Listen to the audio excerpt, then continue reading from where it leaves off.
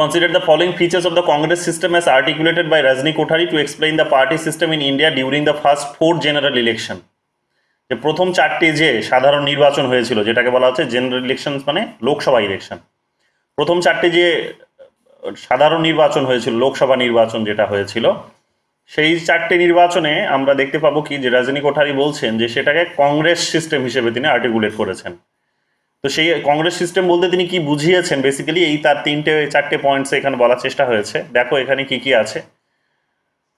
Congress party represent an ideological consensus, যে তার চিন্তা ভাবনা এমন কিছু ছিল, মতাদর্শ এমন কিছু ছিল যেগুলো কি হতো, সর্বসম্মতি কিন্তু লাভ করতে পারত। তো কংগ্রেসের মতাদর্শ, তার মানে সকল যে সেকশনস ছিল সেই সকল সেকশনসকে কিন্তু সকল সেকশনের পার্টিসিপেশন ইনশিওর করতে পারতো। তো এটা আমরা তো দেখতে পাবো, এটা ছিল। Opposition parties acted as pressure groups, এটাও আমরা দেখতে পাবো যে পলিটিক্যাল অপোজিশন পার্টিসগুলো যেহেতু এক প্রকার সেখানে তারা এতটা মানে অপোজিশন পার্টি হিসেবে যেহেতু তারা পলিটিক্যাল ইনফ্লুয়েন্সটা কম, তাদের প্রেশার গ্রুপস হিসেবে ইনফ্লুয়েন্সটা বেশি ছিল। কেন? কারণ অপোজিশন পার্টিসরা তো ইটসেলফ আমরা দেখতে পাবো যে ওই মানে থাকলেও তাদের বিশেষ কোনো ভূমিকা ছিল না, রোল ছিল না, পলিটিক্যাল বিশেষ কোনো অ্যাক্টিভনেস তাদের ছিল না, তাদের এতটা ইনফ্লুয়েন্স ছিল না ইন্ডিয়ান পিপলসের উপরে। তার কারণ আমরা দেখেছি যে কংগ্রেসের যে ইন্ডিপেন্ডেন্সের পূর্বে প্রি ইন্ডিপেন্ডেন্স পিরিয়ডে যেটা আমরা দেখতে পাবো যে কংগ্রেস একটা বড় পার্টি হিসেবে কাজ করেছে বলে আমরা দেখতে পাবো যে তার স্বাধীন ভারতেও তার কিন্তু যে ইনফ্লুয়েন্স সেটা কিন্তু বজায় ছিল। ফলে অপোজিশন অনেকগুলো পার্টি থাকলেও তাদের কিন্তু এতটা বেশি পলিটিক্যাল রোল ছিল না, কাজেই তারা একটা রোল প্লে করতো, এবং সেই রোলটা হচ্ছে প্রেশার গ্রুপসের রোল, কাইন্ড অফ প্রেশার গ্রুপসের রোল তোমরা দেখতে পাবে যে তারা কিন্তু প্লে করতো। সি নাম্বার বলছে Congress gained electorally from the distribution of power and patronage, এটাও দেখতে পাবো যে কংগ্রেস যে নির্বাচনী যে ব্যবস্থা, সেখানে যে ক্ষমতার যে বিতরণ যেভাবে হয়েছিল, সেখান থেকেও সে কি করতো, সেখান থেকেও সে ক্ষমতা কিন্তু বা বলতে পারো যে তার যে শক্তি সেটা কিন্তু সঞ্চয় করেছিল। অর্থাৎ ইনস্টিটিউশনসগুলোতে যেভাবে এস্টাবলিশ করা হয়েছিল, যেভাবে ইনস্টিটিউশনগুলোকে পরিচালনা করা হতো, যাদেরকে সেখানে বসানো হয়েছিল, সমস্ত কিছুর মধ্যে দিয়ে কংগ্রেসেরই ঘুরিয়ে ফিরিয়ে কিন্তু লাভ হতো। বি নাম্বার বলছে Congress had a social coalition support base in electoral terms, যে নির্বাচনী যে ব্যবস্থা আছে, নির্বাচনী ব্যবস্থা আমরা দেখতে পাবো যে সামাজিক একটা জোটের একটা সাপোর্ট তারা কিন্তু পেয়েছিল। ঠিক আছে, সামাজিক জোটের একটা সাপোর্ট, অর্থাৎ সমাজ ব্যবস্থায় আমরা দেখতে পাবো যে বিভিন্ন যে গ্রুপসগুলো ছিল সেই গ্রুপসগুলো বলতে পারো বিভিন্ন সেকশনস, বিভিন্ন সোসাইটিতে বিভিন্ন যে সেকশন ছিল, গ্রুপ ছিল, সমস্ত কিছুর লাভটা এরাই কিন্তু ঘুরিয়ে ফিরিয়ে পেত, অর্থাৎ বারে বারে এদেরকেই কিন্তু মানুষ এসে ভোট দিত। তো সামাজিকভাবেও একটা বড় ইনফ্লুয়েন্স ছিল। তারও অন্যতম কারণটা হচ্ছে যে তাদের প্রি ইন্ডিপেন্ডেন্স পিরিয়ডে তাদের যে অ্যাক্টিভিটিস, সেই অ্যাক্টিভিটিসটার রেজাল্ট বলতে পারো সেটা। তো এই 4টেই এখানে ঠিক হবে। ঠিক আছে, তো এখানে option A B C D দেওয়া আছে, এখানে ভালো করে দেখে নিও।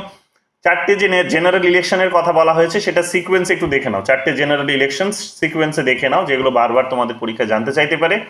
এখানে প্রধানমন্ত্রীর নামের তালিকা দেওয়া হয়েছে, কিন্তু সব প্রধানমন্ত্রীর নাম নেই, কারণ নির্বাচনে যারা জয়লাভ করেছিল তাদেরই নামগুলো আছে। মাঝে জওয়াহরলাল নেহরুর মৃত্যু হলে যেমন হচ্ছে তিনি মারা গেলে যেমন হচ্ছে যিনি লাল বাহাদুর শাস্ত্রী প্রধানমন্ত্রী হয়েছিলেন তার নামটা এখানে যেমন নেই।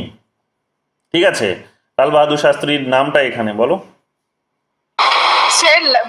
জওহরলাল নেহরু মারা যাওয়ার পরে গুলজারিলাল নাম ছিল, মানে 13 দিনের জন্যও ছিল, কিন্তু পিএম তো ছিল। তারপর লাল বাহাদুর শাস্ত্রী আসছে। উনি অ্যাক্টিং, উনি হচ্ছেন অ্যাক্টিং। ঠিক আছে, উনি ছিলেন অ্যাক্টিং, আর ইনি হচ্ছেন লাল বাহাদুর শাস্ত্রী হচ্ছে পার্মানেন্ট। তো গুলজারিলাল নন্দের নামটা এই কারণে নেওয়া হয় না। ঠিক আছে, তো গুলজারিলাল নন্দের নামটা এই কারণে নেওয়া হয় না। যাই হোক, তো এখানে আমরা দেখতে পাবো কি, এখানে আমরা দেখতে পাবো যে লাল বাহাদুর শাস্ত্রী এখানে কিন্তু প্রধানমন্ত্রী হচ্ছেন। তো এই নামগুলো তোমরা পাবে না, মাঝে মাঝে যে সমস্ত মানে নির্বাচন ছাড়াই যারা প্রধানমন্ত্রী হয়েছেন তাদের নামগুলো তোমরা পাবে না, কিন্তু নির্বাচনে যারা জয়লাভ করেছে তাদের নামগুলো তোমরা এখানে পাবে। এই যেহেতু এটা নির্বাচনকে বেস করে যেহেতু এই তালিকাটা তৈরি করা হয়েছে। তো প্রথম নির্বাচন হচ্ছে 51 এবং 52-তে, 51 শেষের দিকে এবং 52 শুরুর দিকে এই নির্বাচনটা হচ্ছে, এবং আমরা দেখতে পাবো যে সেখানে প্রথম প্রাইম মিনিস্টার হচ্ছে বলা যেতে পারে নেহরু।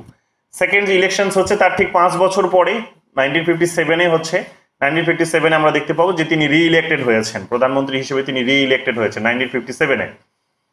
1962-তে আমরা থার্ড ইলেকশন দেখতে পাচ্ছি, এবং সেই ইলেকশনে নেহরুকে আমরা জিততে দেখতে পাচ্ছি। 1962-তে থার্ড ইলেকশন হচ্ছে, আবারও ঠিক 5 বছর পর। তারপর তো আমরা দেখতে পাবো যে তিনি মারা গেলেন, এই কিছুদিনের জন্য গুলজারিলাল নন্দ অ্যাক্টিং হিসেবে আসলেন। তারপরে আমরা দেখতে পাবো পাকাপাকিভাবে সেখানে লাল বাহাদুর শাস্ত্রী আসলেন। লাল বাহাদুর শাস্ত্রীও 1966-এ তিনি মারা গেলেন। এখানে 1966-এ মারা গেলেন। 1966-এ অলরেডি ইন্দিরা গান্ধী প্রধানমন্ত্রী হয়ে গেছিলেন উইথাউট ইলেকশন, ঠিক আছে। তো উইথাউট ইলেকশন তিনি হয়ে গেছিলেন, গভর্নমেন্টের যে যে মানে সাধারণ লোকসভা নির্বাচনকে বাদ দিয়ে বলা যেতে পারে, যে প্রধানমন্ত্রী তিনি হওয়ার যে আর একটা কৌশল আছে, সেই কৌশলে প্রধানমন্ত্রী হলেন। পরে আমরা 1967-এ যখন তার ঠিক 1 বছর পর ইলেকশন দেখছি, তখন তিনি আবার কিন্তু সেখানে জিতে আসছেন। যেহেতু সেখানে আবার তিনি মানে জিতে আসছেন ঠিকই, কিন্তু কথাটা হচ্ছে যেহেতু তাকে মানে তিনি একজন ইয়াং লিডার, তিনি শুধুমাত্র নেহরু কন্যা বলে তাকে সেখানে লিডার করা হচ্ছে, তার বিশেষ কোনো অভিজ্ঞতা নেই এবং পার্টিতে অনেক সিনিয়র লিডাররা ছিলেন, বিশেষ করে মোরারজি দেশাই। তো তার সেই গ্রুপটা তারা কিন্তু সেখানে খুব একটা বেশি খুশি ছিলেন না ইন্দিরা গান্ধীর লিডারশিপ নিয়ে এবং ইন্দিরা গান্ধীকে প্রধানমন্ত্রী করা নিয়ে এবং ইন্দিরা গান্ধীর লিডারশিপকে নিয়ে। তো ফলে আমরা দেখতে পাবো যে 1967-এর ইলেকশনে মানে অনেকগুলো ছোট ছোট গ্রুপ কংগ্রেস থেকে বেরিয়ে যায় এবং তারা রিজনাল পার্টিও ফর্ম করে তারা দেখা যাবে 1967-এ তারা যে বলেছিলাম যে 8টা রাজ্যের যে নির্বাচন, সেইখানে তারা কিন্তু মানে সেই সময় লোকসভা এবং বিধানসভা নির্বাচন একসঙ্গেই হতো। এখন যেমন এখন হওয়ার কথা বলছে যে ওয়ান নেশন ওয়ান ইলেকশনের যেমন এখন ক্যাম্পেইন চলছে যে শুরু করবে, প্রেসিডেন্ট রামনাথ কোবিন্দের নেতৃত্বে যে কমিটি তার রিপোর্ট দিয়েছে, সেই কমিটির ভিত্তিতে আমরা দেখতে পাবো যে ক্যাবিনেট সেটাকে কিন্তু সিলমোহর দিয়েছে এবং আগামী যে মনসুন সেশন শুরু হবে, উইন্টার সেশন শুরু হবে লোকসভার পার্লামেন্টের, সেই সেশনে দেখবে এই বিলটাকে হয়তো প্রডিউস করবে সেখানে। তো এই সিস্টেমটা যেটা এখন শুরু হতে যাচ্ছে সেটা 1967-এ কিন্তু বলতে পারো যে সেটা কিন্তু লাস্ট হয়েছিল বলতে পারো। 1967-এর পর থেকে এগুলোকে বন্ধ করে দেওয়া হয়েছে এক প্রকার। তো যাই হোক, এই নির্বাচনে আমরা দেখতে পাবো কি যে এখানে কিন্তু ইন্দিরা গান্ধী জয়লাভ করেছিলেন এবং সেই ইন্দিরা গান্ধী জয়লাভ করার পর তিনি প্রধানমন্ত্রীর পদটি কিন্তু কন্টিনিউ করেন। তো এই চারটে ইলেকশনে আমরা দেখতে পাবো কি প্রথম এই চারটে ইলেকশন 1952, 1957, 1962 আর 1967, এই চারটে ইলেকশনে কংগ্রেসের একক আধিপত্য থাকলেও এই 67 থেকে এসে দেখা যাচ্ছে মানে যেহেতু এখানে একটা অপোজিশনে অনেকগুলো পার্টিস বেরিয়ে আসছে এবং তারা 8টা রাজ্যে প্রায় সরকার গঠন করছে, সেই কারণে আমরা দেখতে পাচ্ছি কি যে এখানে কিন্তু ইয়েটা হচ্ছে না, মানে ওই সিঙ্গেল ডমিনেশনের যে ব্যাপারটা ছিল যে কংগ্রেসই ডমিনেট করবে, সিঙ্গেল একটা পার্টি তার একটা ডমিনেশন আছে, অনেকগুলো পার্টি আছে কিন্তু তার মধ্যে তার ডমিনেশনটা বেশি, সিঙ্গেল পার্টি ডমিনেশন, তো সেটা কিন্তু খর্ব হয়। যাই হোক, এটা আমরা এখান থেকে দেখতে পাবো। 1971-এ গিয়ে আমরা দেখতে পাচ্ছি যে ইন্দিরা গান্ধী আরো বড় একটা ম্যান্ডেট নিয়ে পাওয়ারে এসেছিলেন।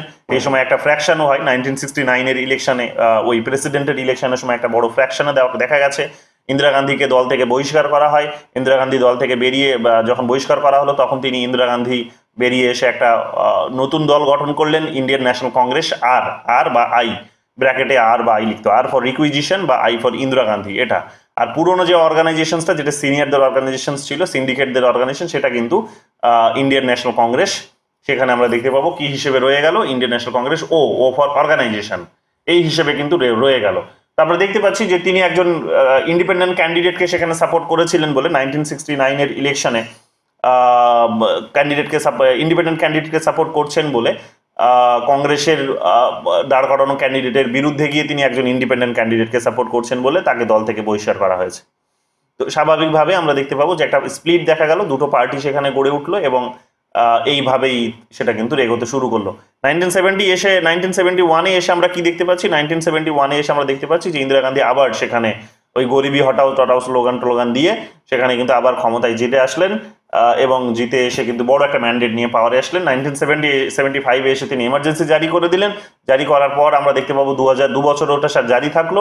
77-এ গিয়ে যখন ইলেকশন হচ্ছে তখন দেখা যাচ্ছে তার এই এমার্জেন্সির কারণে তিনি এত খারাপ একটা পলিসি সেখানে বা কনস্টিটিউশনাল একটা ক্রাইসিস ক্রিয়েট করেছিলেন বলে আমরা দেখতে পাবো সেখানে কিন্তু কংগ্রেসের ভরাডিবি ঘটে, ইন্দিরা গান্ধীর একটা বলতে পারো পরাজয় ঘটে এবং সেখানে কিন্তু পাওয়ারে আসে যে তোমাদের বলেছিলাম যে 5টা পার্টি নেতৃত্বে যে 5টা পার্টিকে মার্চ করে যে পার্টি তৈরি হয়েছিল জনতা পার্টি, মোরারজি দেশাই যার প্রধানমন্ত্রী হয়েছিলেন, আমরা দেখতে পাবো 1977-এ তাহলে জনতা পার্টি পাওয়ারে আসছে, মোরারজি দেশাই তার কিন্তু প্রধানমন্ত্রী হচ্ছে। যদিও আমরা দেখতে পাবো 1979-এ গিয়ে মোরারজি দেশাই আবার সেখানে তার পতন ঘটে তার সরকারের এবং সেখানে আমরা দেখতে পাবো তার যে সেখানে ছিলেন ভাইস প্রাইম মিনিস্টার যিনি ছিলেন, যিনি হোম মিনিস্টার ছিলেন চরণ সিং, তিনি তখন প্রধানমন্ত্রী হন। তো চরণ সিং এর নামটা তোমরা এখানে পাবে না, যেহেতু এটা ইলেকশনসকে বেস্ট করে হয়েছে, আর ওটা তো ইলেকশন সেই সময় হয়নি। তো যাই হোক, সেই কারণে এটা নেই। তো আমরা 1980-তে আবার ইলেকশন দেখতে পাচ্ছি, যেহেতু মোরারজি দেশাই প্রুভ করতে পারলেন না, চরণ সিং এ প্রুভ করতে পারলেন না যে তার কাছে কনফিডেন্স আছে, তো স্বাভাবিকভাবেই তিনি পাওয়ারে থাকতে পারলেন না। ইন্দিরা গান্ধী আমরা দেখতে পাবো যে 1980 সালে যে ইলেকশন হচ্ছে সেখানে প্রধানমন্ত্রী হয়ে আসছেন, এবং আমরা দেখতে পাচ্ছি 84-তে তাকে সেখানে তার নিজেরই সিকিউরিটি গার্ড তাকে সেখানে গুলি করে মেরে ফেলছে, এবং যখন মেরে ফেলছে তখন তার সেখানে যে বড় ছেলে ছিল রাজীব গান্ধী, সেই বড় ছেলে ফিরে আসছে, ফিরে এসে তখন বিদেশ থেকে ফিরে এসে তিনি প্রধানমন্ত্রী হচ্ছেন এবং কিছুদিনের মধ্যে ইলেকশনও হচ্ছে। সেই সময় আমরা দেখতে পাবো ওই ইলেকশনই সেই সময় হচ্ছে বলতে পারো। সেই ইলেকশনে আমরা দেখতে পাচ্ছি যে তিনি প্রধানমন্ত্রী হচ্ছেন, ইলেকশনে জয়লাভ করছেন, প্রধানমন্ত্রী হচ্ছেন, এবং সব থেকে বড় একটা ম্যান্ডেট পেয়েছিলেন তিনি, 404টে সিট পেয়েছিলেন সেই সময়, যেটা ভারতের ইতিহাসে আজ পর্যন্ত কেউ কখনো পায়নি। এবং আমরা দেখতে পাবো যে তার 5 বছরের মেয়াদ শেষ হয় 1989 সালে গিয়ে। সেখানে যখন ওই লোকসভার ইলেকশন হয়, তখন বিশ্বনাথ প্রতাপ সিং প্রধানমন্ত্রী হচ্ছেন, জনতা দলের নেতৃত্বে সেখানে প্রধানমন্ত্রী হচ্ছেন বলতে পারো। এবং আমরা দেখতে পাবো কংগ্রেসের পরাজয় ঘটছে। বিশ্বনাথ প্রতাপ সিং এর পর আরেকজন প্রধানমন্ত্রী হয়েছিলেন, কোয়ালিশন প্রধানমন্ত্রী হয়েছিলেন। বিশ্বনাথ প্রতাপ সিং এর পর যিনি হয়েছিলেন তিনি হচ্ছে আমাদের সেই সময় নামটা বলছি চন্দ্রশেখর প্রধানমন্ত্রী হয়েছিলেন। চন্দ্রশেখরের নামটা এখানে নেই, তো চন্দ্রশেখর প্রধানমন্ত্রী হচ্ছেন। তারপরে আমরা দেখতে পাবো আবার ইলেকশন হচ্ছে 1991-এ এসে। ইলেকশনে আমরা দেখতে পাচ্ছি কি যে নরসিংহ রাও প্রধানমন্ত্রী হচ্ছেন, কংগ্রেসের একটা কোয়ালিশন গভর্নমেন্ট তৈরি হচ্ছে সেই সময়। 5 বছর তিনি পদটা সামলালেন, এবং গুরুত্বপূর্ণ কতগুলো ডিসিশন সেই সময় নিয়েছিলেন ইন্ডিয়ান ইকোনমির ক্ষেত্রে, ইন্ডিয়ান ফরেন পলিসির ক্ষেত্রে, যেগুলো বারবার পরীক্ষা জানতে চায়। 1996-এ গিয়ে যখন 13 দিনের জন্য প্রধানমন্ত্রী হচ্ছেন কিন্তু অটল বিহারী বাজপেয়ী, কোয়ালিশন গভর্নমেন্ট তৈরি হচ্ছে, কিন্তু তিনি কনফিডেন্স তার প্রমাণ করতে পারলেন না লোকসভার ফ্লোরে, সেই কারণে তিনি তখন পদত্যাগ করলেন। পদত্যাগ যখন করলেন তখন আমরা দেখতে পাবো তিনি তখন প্রধানমন্ত্রী হলেন এইচডি দেবেগৌড়া যখন প্রধানমন্ত্রী হলেন, তারপরে আমরা দেখতে পাবো তিনিও টিকতে পারলেন না। উনি টিকতে না পারার পর তখন আমরা দেখতে পাচ্ছি যে আইকে গুজরাল প্রধানমন্ত্রী হচ্ছেন, আইকে গুজরালও টিকতে পারলেন না। তারপরে আবার ইলেকশন হচ্ছে, যখন ইলেকশন হচ্ছে আমরা দেখতে পাচ্ছি যে তিনি কিছুদিনের জন্য যদিও আবার অটল বিহারী বাজপেয়ী প্রধানমন্ত্রী হয়েছিলেন, কিন্তু আমরা দেখতে পাবো যে প্রধানমন্ত্রী হলেও ইলেকশন ওই সময়ের মধ্যেই কন্ডাক্ট হয়, এবং তিনি তখন দেখা যায় যে মেজরিটি নিয়ে পাওয়ারে আসেন। কোয়ালিশন যদিও তৈরি হয়েছিল, তো এনডিএ প্রথম তৈরি হয়, প্রথম কোনো কোয়ালিশনের একটা প্রপার নাম সেখানে তৈরি করা হয়, এনডিএ, ন্যাশনাল ডেমোক্রেটিক অ্যালায়েন্স বলা হয়। এবং 2004 সাল পর্যন্ত তারা পাওয়ারে ছিল। 4 সাল থেকে 2004 সালে এসে আমরা দেখতে পাচ্ছি যে তার আবার পরাজয় ঘটছে, কারণ বিশেষ কিছু উন্নতি সেই সময় হয়নি, এবং অনেক ঘটনাই সেই সময় ঘটেছিল, বিশেষ করে যুদ্ধের মতো ঘটনাগুলো, এগুলো ভারতের জনগণ ভালোভাবে নেয়নি, ইকোনমির অনেক ক্ষতি হয়েছে। তো স্বাভাবিকভাবে আমরা দেখতে পাবো যে আবার নতুন করে কংগ্রেস একটা বড় পাওয়ার নিয়ে ফিরে আসছে, যদিও সেটাও কোয়ালিশন। 2004 সাল থেকে 2014 সাল পর্যন্ত দুবার তারা কোয়ালিশন পলিটিক্স চালিয়েছে, এবং প্রধানমন্ত্রী হয়েছেন মনমোহন সিং। তো 4 সাল থেকে 14 সাল পর্যন্ত তোমরা দেখবে মনমোহন সিং প্রধানমন্ত্রী ছিলেন। 14 সাল থেকে এখনো পর্যন্ত তোমরা দেখবে যে দুটোই নির্বাচন যে হয়েছে, 3টে হলো 14, 19 আর হচ্ছে এই মুহূর্তে হলো 24টা এখানে লেখা নেই।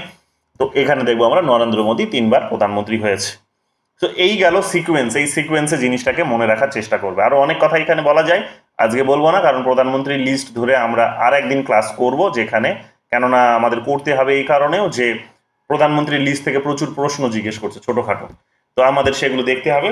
বেসিক ইউনিক যেগুলো প্রত্যেকটা প্রধানমন্ত্রীর সঙ্গে ইউনিকনেস যেগুলো রয়েছে একেবারে, তো সেই ইউনিক বিষয়গুলোকে আমাদের ডিফারেন্টলি চর্চা করতে হবে। সেগুলো আমরা যখন করব তখন তোমরা এগুলো পাবে। চলে আসো সেকেন্ড কোয়েশ্চেন বলছে অথারের সঙ্গে কনসেপ্ট মেলাতে বলেছে। এটা হচ্ছে আমি শুধু এখানে রজনী কোঠারিকেই এখানে মেনশন করছি, বাকিদের করছি না, তার কারণ বাকিদের নামগুলো আমরা আলোচনা করব থিঙ্কার ওয়াইজ, কাজে এখানে আর মিছিমিছি সময় নষ্ট করছি না। এমনিতেই অনেক প্রশ্ন আছে, সময় লাগবে। আমি যদি তোমরা পড়তে চাও তাহলে কোয়েশ্চেন্স লিখে দিয়েছি, তোমরা পড়তে পারো, এক্সপ্লেনেশন দিয়ে দিয়েছি, পড়তে পারো, কিন্তু আমি এক্সপ্লেন করছি না। কেন? যেমন এখানে মরিস জোনস আছে, তো মরিস জোনস আমরা থিঙ্কার ওয়াইজ আলোচনা করব। রজনী কোঠারি আছে, রজনী কোঠারি তো আজই হচ্ছে। এমএন শ্রীনিবাস আছে, এমএন শ্রীনিবাস আমরা আলোচনা করব। অতুল কোহলি আছে, অতুল কোহলি আমরা থিঙ্কার ওয়াইজ আলোচনা করব।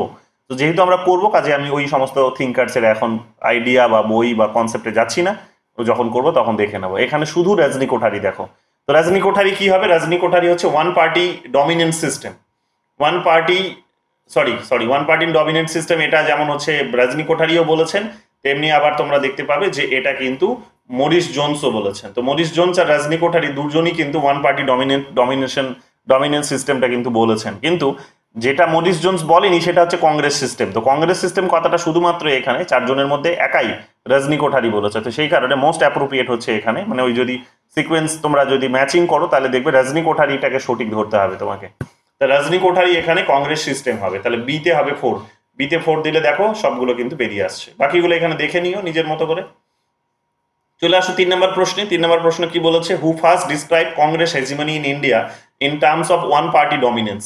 তো ওয়ান পার্টি ডমিনেন্স এক্ষুনি বললাম যে কংগ্রেস পার্টি, তার কারণ না স্বাধীনতার পর থেকে অনেকগুলো পার্টি থাকলেও, কি বলছো বলো, কি বলছো শুভম?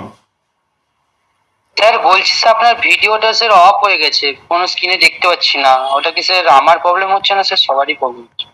দেখছি। ও ভিডিও মানে পুরোটাই তো? পুরোটাই স্যার, পুরোটাই একদম। বাকিটা চুপ করে আছো কেন? না না স্যার, আমি বলতেই যাচ্ছিলাম, শুধু আপনার মানে এইমাত্র গায়েব হয়ে গেল। এখনই হলো। কিছু একটা টেকনিক্যাল প্রবলেম আছে, হয়তো নেট চলে গেছিল, এটা হবে। কথা কাটেনি তো, যেটা বলছিলাম সেটা কেটে গেছে? না স্যার, শুনতে পাচ্ছি স্যার, অডিও ঠিক আছে স্যার, ভিডিওটাই সমস্যা।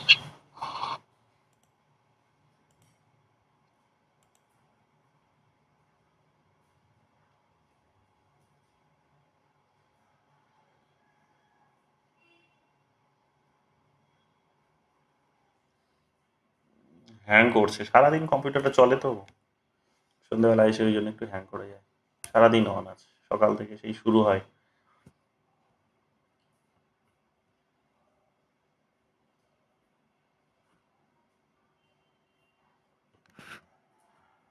এবার ঠিক আছে? হ্যাঁ স্যার ঠিক আছে স্যার।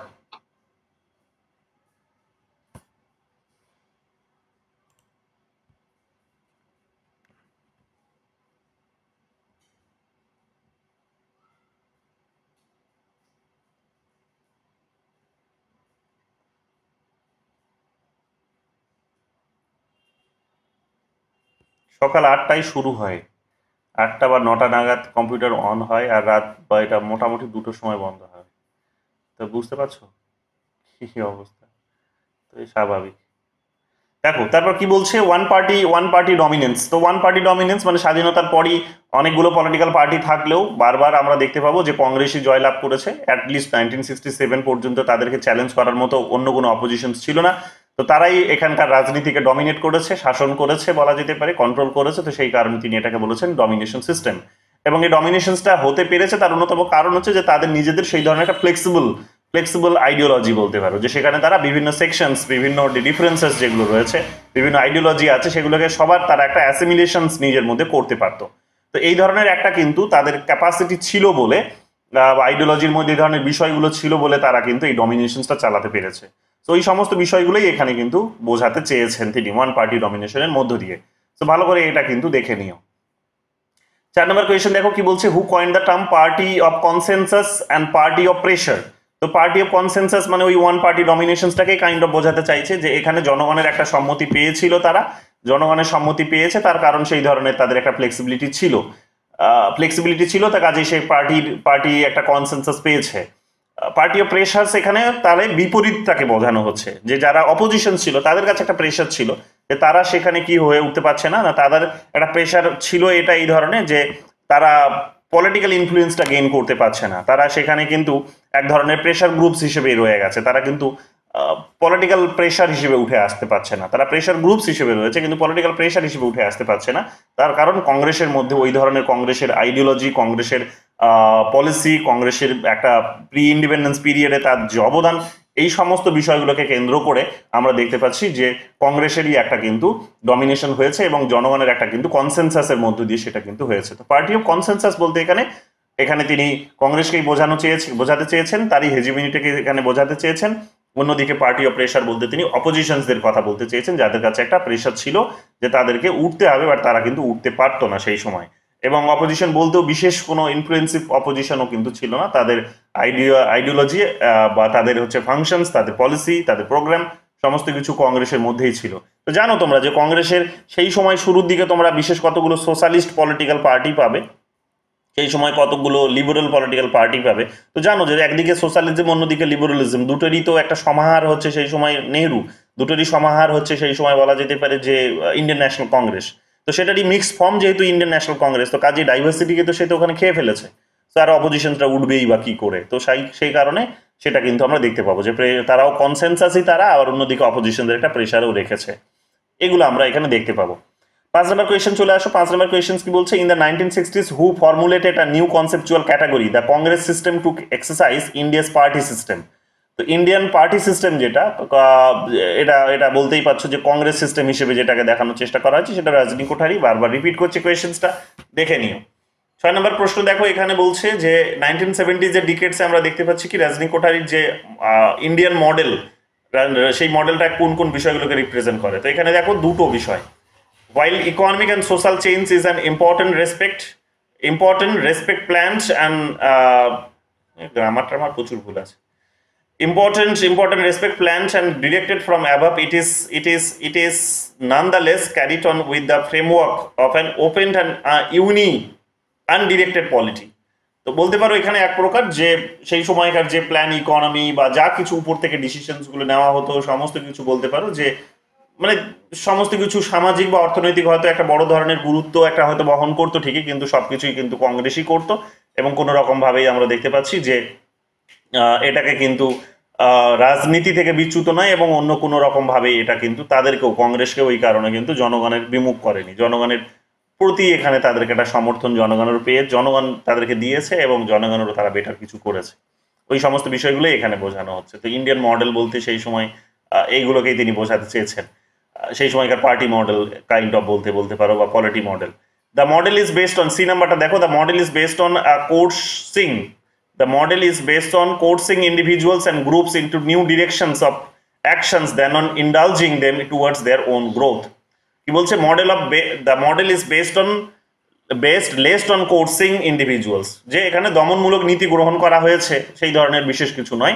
এখানে যেগুলো হয়েছে সেগুলো হচ্ছে কি, যে গ্রোথের মধ্য দিয়েই, সেখানে গ্রোথের মধ্য দিয়েই, মানে কোর্শনটা খুব কম ছিল, যেটা বোঝাতে চেয়েছে যে কোর্শন দমনমূলক ছিল সেই রকম কিছু নয়। কোর্শন কম থাকলেও ইন্ডিভিজুয়ালস এর বিশেষ কোনো উন্নতি সেই সময় যে হয়েছে তা কিন্তু বলা যাবে না, এটা তারা বেসিক্যালি বোঝাতে চাইছে। অর্থাৎ ইন্ডিভিজুয়ালসকে হয়তো তারা একটা ফ্লেক্সিবিলিটি দিয়েছে বটে, সেখানে হয়তো সমস্ত কিছু ছিল বটে, কিন্তু কথাটা হচ্ছে যে ইন্ডিভিজুয়ালস বিশেষ কিছু সেখানে করে উঠতে পারেনি। কিন্তু না করার পেছনে এটাও কোনো কারণ নয় যে সেখানে কিন্তু কোনো দমনমূলক নীতি ছিল সরকারের, যে সবাইকে এখানে যেমন একটা বলা যায় যে পুলিশি স্টেটের যে কনসেপ্ট, সেই পুলিশি স্টেটের কনসেপ্ট দিয়ে সেখানে সবকিছুকে কন্ট্রোল করতে, ওই ধরনের কোনো ব্যাপার নয়।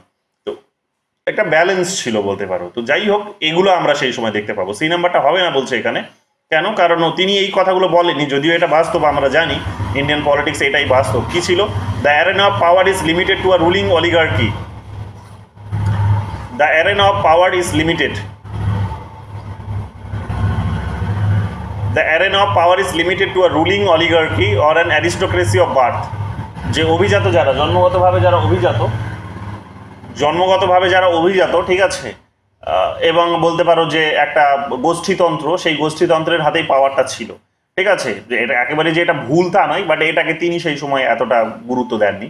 তো আমরা দেখতে পাবো যে হ্যাঁ, ভারতের পলিটিক্সে এটাও বাস্তবতা ছিল যে পাওয়ার তখন কিছু ওই একটা পরিবার কেন্দ্রিক ছিল, বা বলতে পারো যে সেখানে কতগুলো মানুষই সেখানে কন্ট্রোল করেছে, খুব একটা বেশি ডাইভার্স সেখানে কিন্তু উঠে আসতে পারেনি ইন্ডিয়ান ডেমোক্রেসির তুলনায়। ইন্ডিয়াতে যেরকম ভাবে ডাইভার্সিটিকে জায়গা করে দেওয়া হয়েছে বা জায়গা আছে ডাইভার্সিটির, সেই তুলনায় হয়নি যতটা হয়তো এখন হতে পেরেছে। সেটা যেভাবে এখন একটা পরিবারের হয়তো ডমিনেশনসটা এখন হয়তো নষ্ট হয়েছে, সেগুলো সেই সময় এতটা ছিল মানে নষ্ট হয়নি, বরং সেগুলো তারাই রাজত্ব করতো। এগুলো থাকলেও বাট তিনি সেগুলোকে এতটা গুরুত্ব দেননি। তো এই কারণে এ এবং সিটা কিন্তু এখানে ঠিক হয়েছে। 7 নম্বর দেখো এখানে কি বলছে, ম্যাচ করতে বলেছে রজনী কোঠারি। তো রজনী কোঠারি বুঝতেই পারছো পলিটিক্স ইন ইন্ডিয়া, 1970-তে এটা তার একটা বই প্রকাশিত হয়েছিল। 1970-তে তার বই প্রকাশিত হলো, তার আগে তার একটা আর্টিকেলও প্রকাশিত হয়েছিল এশিয়ান সার্ভেতে।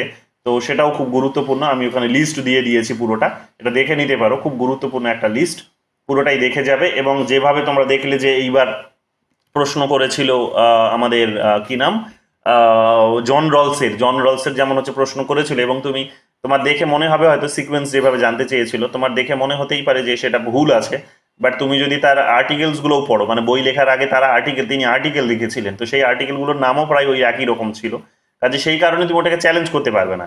তো এখানেও কনসেপ্টটা একই। তো এখানে রজনী কোঠারিরও কতগুলো আর্টিকেল আছে, সেই আর্টিকেলগুলোর নাম যদি একটা আমি ছেড়ে দিয়েছি এখন মনে পড়ছে সেটা, তো ওটা পরে আমি অ্যাড করে দেবো।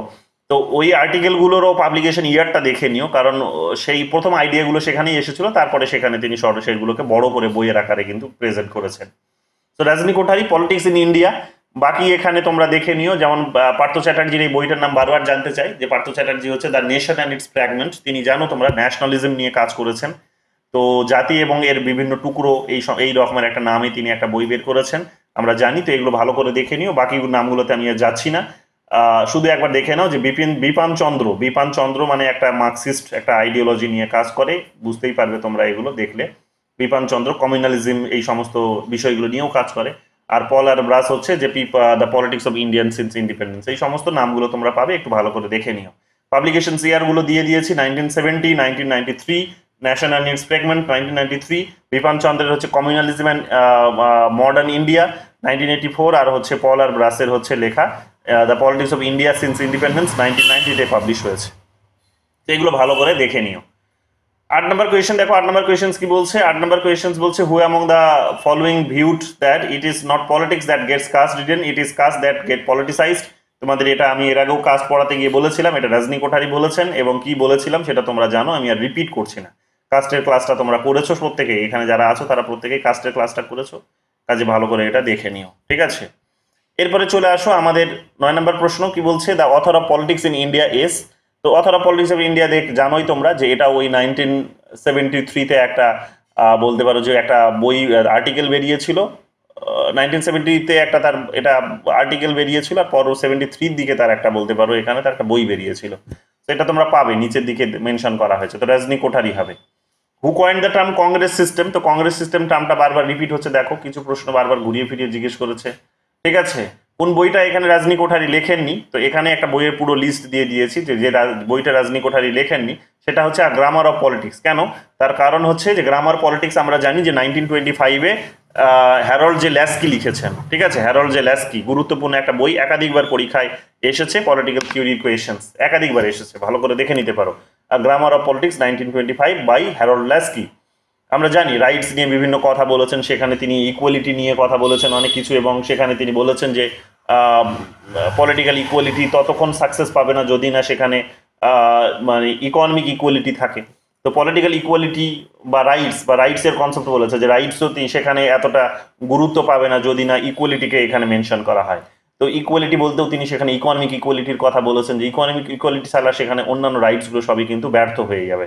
তো এই কথাগুলো তিনি সেখানে কিন্তু বলেছেন। তো আমরা জানি ইকোনমিক্সের উপর তিনি জোর দিয়েছেন, ইকোনমিক ইকুয়ালিটির উপরে জোর দিয়েছেন, সেগুলো তোমরা পাবে ওই বইটার মধ্যে, আলোচনা করা হয়েছে তোমাদের এগুলো।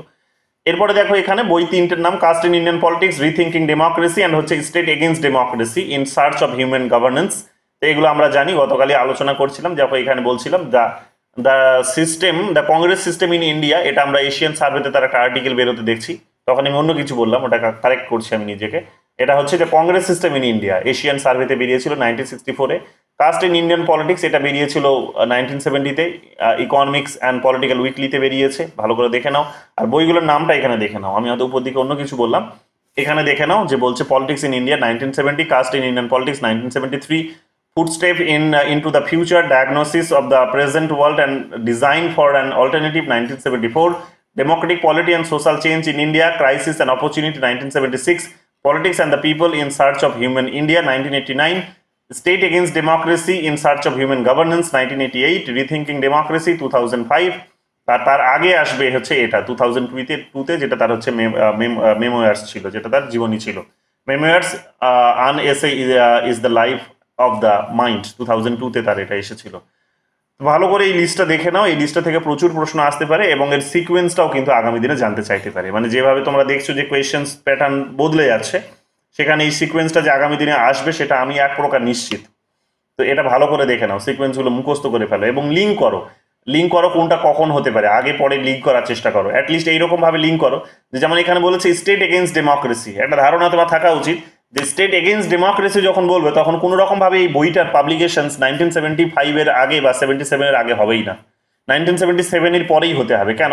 কারণ ধরে নাও এক প্রকার এই বইটাতে আলোচনা করা হয়েছে কি, যে যেভাবে এমার্জেন্সিকে সেখানে মানে ফাংশনস করানো হলো বা এমার্জেন্সিকে ডিক্লেয়ার করা হলো এবং ডেমোক্রেসিকে যেভাবে আটকে দেওয়ার চেষ্টা করা হলো, ডেমোক্রেসিকে সেখানে একটা ক্রাইসিসের মধ্যে ফেলে দেওয়া হলো, তো সেই সমস্ত বিষয়গুলোই এখানে আলোচনা হবে। তাহলে স্বাভাবিকভাবেই তুমি একটা গেস করলেও বেরিয়ে আসবে, এক্স্যাক্ট যদি তোমার এটা মনেও না থাকে, গেস করলেও তোমার বেরিয়ে আসবে এটা।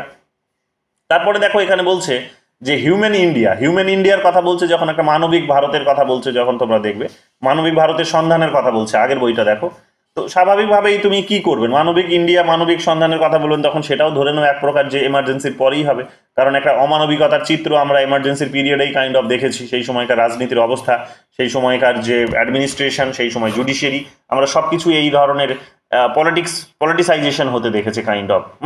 এগুলো হতে পারে। 1976-এ গিয়ে তিনি ক্রাইসিস অ্যান্ড অপরচুনিটি লিখবেন, এটাও একটা সাধারণ সত্য কথা। কেন?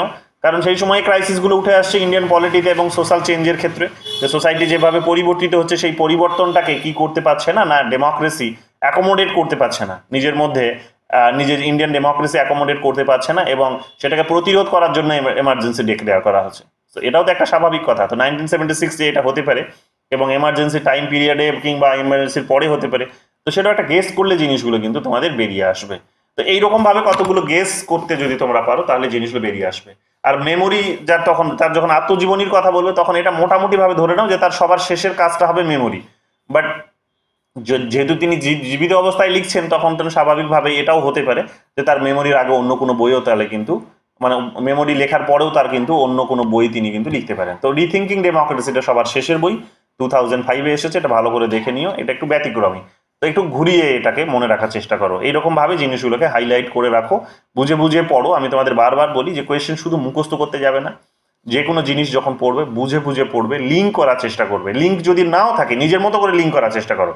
তুমি যদি বইগুলো না পড়ে থাকো, তুমি যদি হয়তো ভাবছো যে এগুলো মনে থাকবে না, আমি তো এগুলো বইগুলো পড়িনি প্রাইমারি, কিন্তু তুমি তো জানো যে উনি কখন কিভাবে নিজেকে ইভলভ করিয়েছেন, তার নিজের কিভাবে সেখানে কিন্তু ইয়ে হয়েছে, আইডিয়ার মধ্যে বিশেষ চেঞ্জ আসতে শুরু করেছে এবং শেষের দিকে এসে যখন এই যে তিনি রিথিঙ্কিং ডেমোক্রেসি লিখছেন তখন এটাও তোমার একটা ভাবনায় থাকা উচিত যে এটা শেষের দিকেই হবে, কারণ নামটাই বলছে রিথিঙ্কিং, মানে মানে একটা মানুষ কখন সে রিথিঙ্ক করতে পারে, মানে অ্যাট দ্য লাস্ট মোমেন্টে করতে পারে রিথিঙ্ক। কেন? কারণ অলরেডি যেগুলো তিনি থিঙ্ক করেছিলেন অর্থাৎ চিন্তা ভাবনা করেছিলেন। আমার স্ক্রিন চলে গেছে? হ্যাঁ স্যার। কি ব্যাপার বলো তো, হ্যাঁ স্যার। বারবার চলে যাচ্ছে, আজকে নেটটা চলে যাচ্ছে নাকি?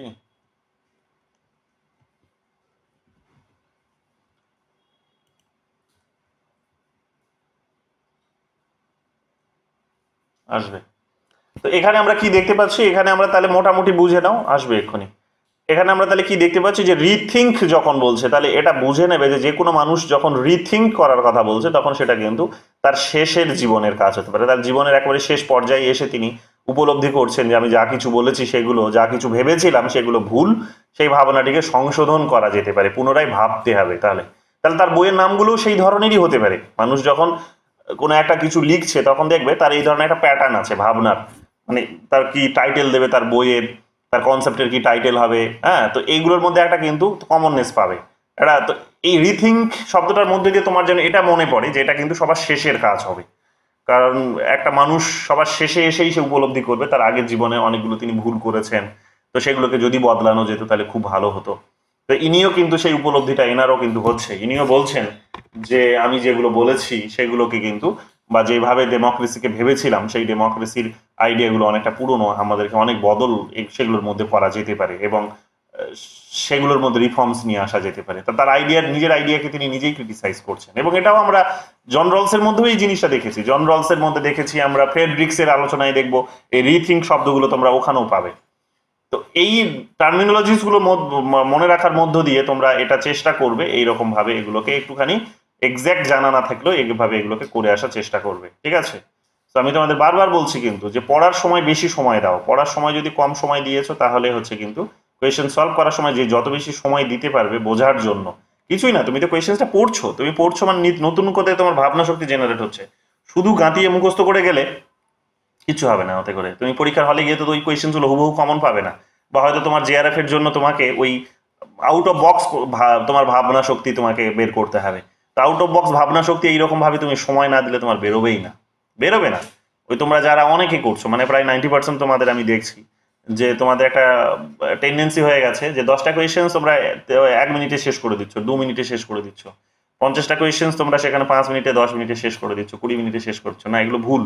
কোয়েশ্চেন্সটা ভালো করে পড়ো, অপশনস যেগুলো দিয়েছে, এক্সপ্লেনেশন যেগুলো দিয়েছে সেগুলো ভালো করে পড়ো, বোঝো, সময় নাও, একটু ঘুরিয়ে ফিরিয়ে বোঝার চেষ্টা করো যে কেন এই টার্মিনোলজিটা তিনি দিলেন, কি হতে পারে। তো ওনার সম্পর্কে ভাবো যে উনি কি বলেছিলেন, তাহলে এই টার্মিনোলজিটার কিভাবে লিঙ্ক করা যেতে পারে, নিজের মতো করে একটা সিকোয়েন্স বানিয়ে নাও, পরীক্ষার জন্য আপাতত বানিয়ে নাও। তারপরে তুমি যখন সময় পাবে পড়বে, যে তখন বাস্তবতা যখন আসল সত্যটা যখন তুমি জানতে পারবে বা বিষয়টা যখন জানতে পারবে, তখন নিজের মতো করে তুমি তোমার প্রোগ্রেস আসবে। বাট এখন তোমাকে কিন্তু এইরকম ভাবে একটা আউট অফ বক্স থিঙ্ক, তোমাকে কিন্তু একটা আইডিয়া কিন্তু নিজের মধ্যে কিন্তু ডেভেলপ করতে হবে। আদারওয়াইজ কিন্তু জেআরএফ হতে অনেক সময় লাগবে, কারণ এইগুলো পড়ে গেলে কমন পাবে কিন্তু জেআরএফ পাবে না। কমন পাবে, নেট পাস করবে, কিন্তু জেআরএফ পাবে না। আমি আগে বারবার বলছি, তো সময় দাও নিজেকে। গেল এগুলো দেখে নাও, তাহলে এগুলো আমরা পেয়ে যাচ্ছি এখানে, ঠিক আছে। আবার এখানে বলছে ওয়ান পার্টি ডমিনেশনস, রজনী কোঠারি দেখে নিও। কত নম্বর প্রশ্ন ছিলাম আমরা? এটাতেই ছিলাম। তাহলে 12 নম্বরটাও একই কথা বলছে, দেখে নিও। 13 নম্বরটাও একই কথা বলছে, দেখে নিও, কংগ্রেস সিস্টেম। 14 নম্বরটাও একই কথা বলছে, দেখে নিও। 15 নম্বরটা এখানে আমরা দেখতে পাচ্ছি কি, যে নতুন প্রশ্ন গতকাল তোমাদের বলছিলাম, যেটা শুভম শেষের দিকে জিজ্ঞেস করলো যে স্যার তাহলে কি আমরা ওনাকে একজন স্ট্রাকচারাল ফাংশনাল থিওরিস্ট বলতে পারি? অফকোর্স বলতে পারি, ইন্ডিয়ান কনটেক্সটে বলতে পারি, অ্যাপ্লাইড মডেলে বলতে পারি। আসলে তিনি মডেলটিকে ডেভেলপ করেনি, মডেলটিকে ডেভেলপ করেছেন সেখানকার ওয়েস্টার্ন থিওরিস্টরা, ওয়েস্টার্ন সেখানে থিঙ্কার্সরা করেছেন, কিন্তু ওই মডেলটাকে তিনি অ্যাপ্লাই করেছেন ইন্ডিয়ান পলিটিক্সে। তো সেখানে আমরা দেখতে পাবো যে গ্যাব্রিয়েল অ্যালমন্ড, তারপরে সেখানে আমরা এখানে নামগুলো মেনশন করে দিয়েছি। গ্যাব্রিয়েল অ্যালমন্ড এখানে এটিকে কিন্তু আলোচনা করেছেন। গ্যাব্রিয়েল অ্যালমন্ড, আর একটা গুরুত্বপূর্ণ নাম ভুলছি আমি, ট্যালকট পার্সন। গ্যাব্রিয়েল অ্যালমন্ড, ট্যালকট পার্সন, এরা হচ্ছে স্ট্রাকচারাল ফাংশনাল অ্যাপ্রোচটাকে নিয়ে কাজ করেছেন, ঠিক আছে।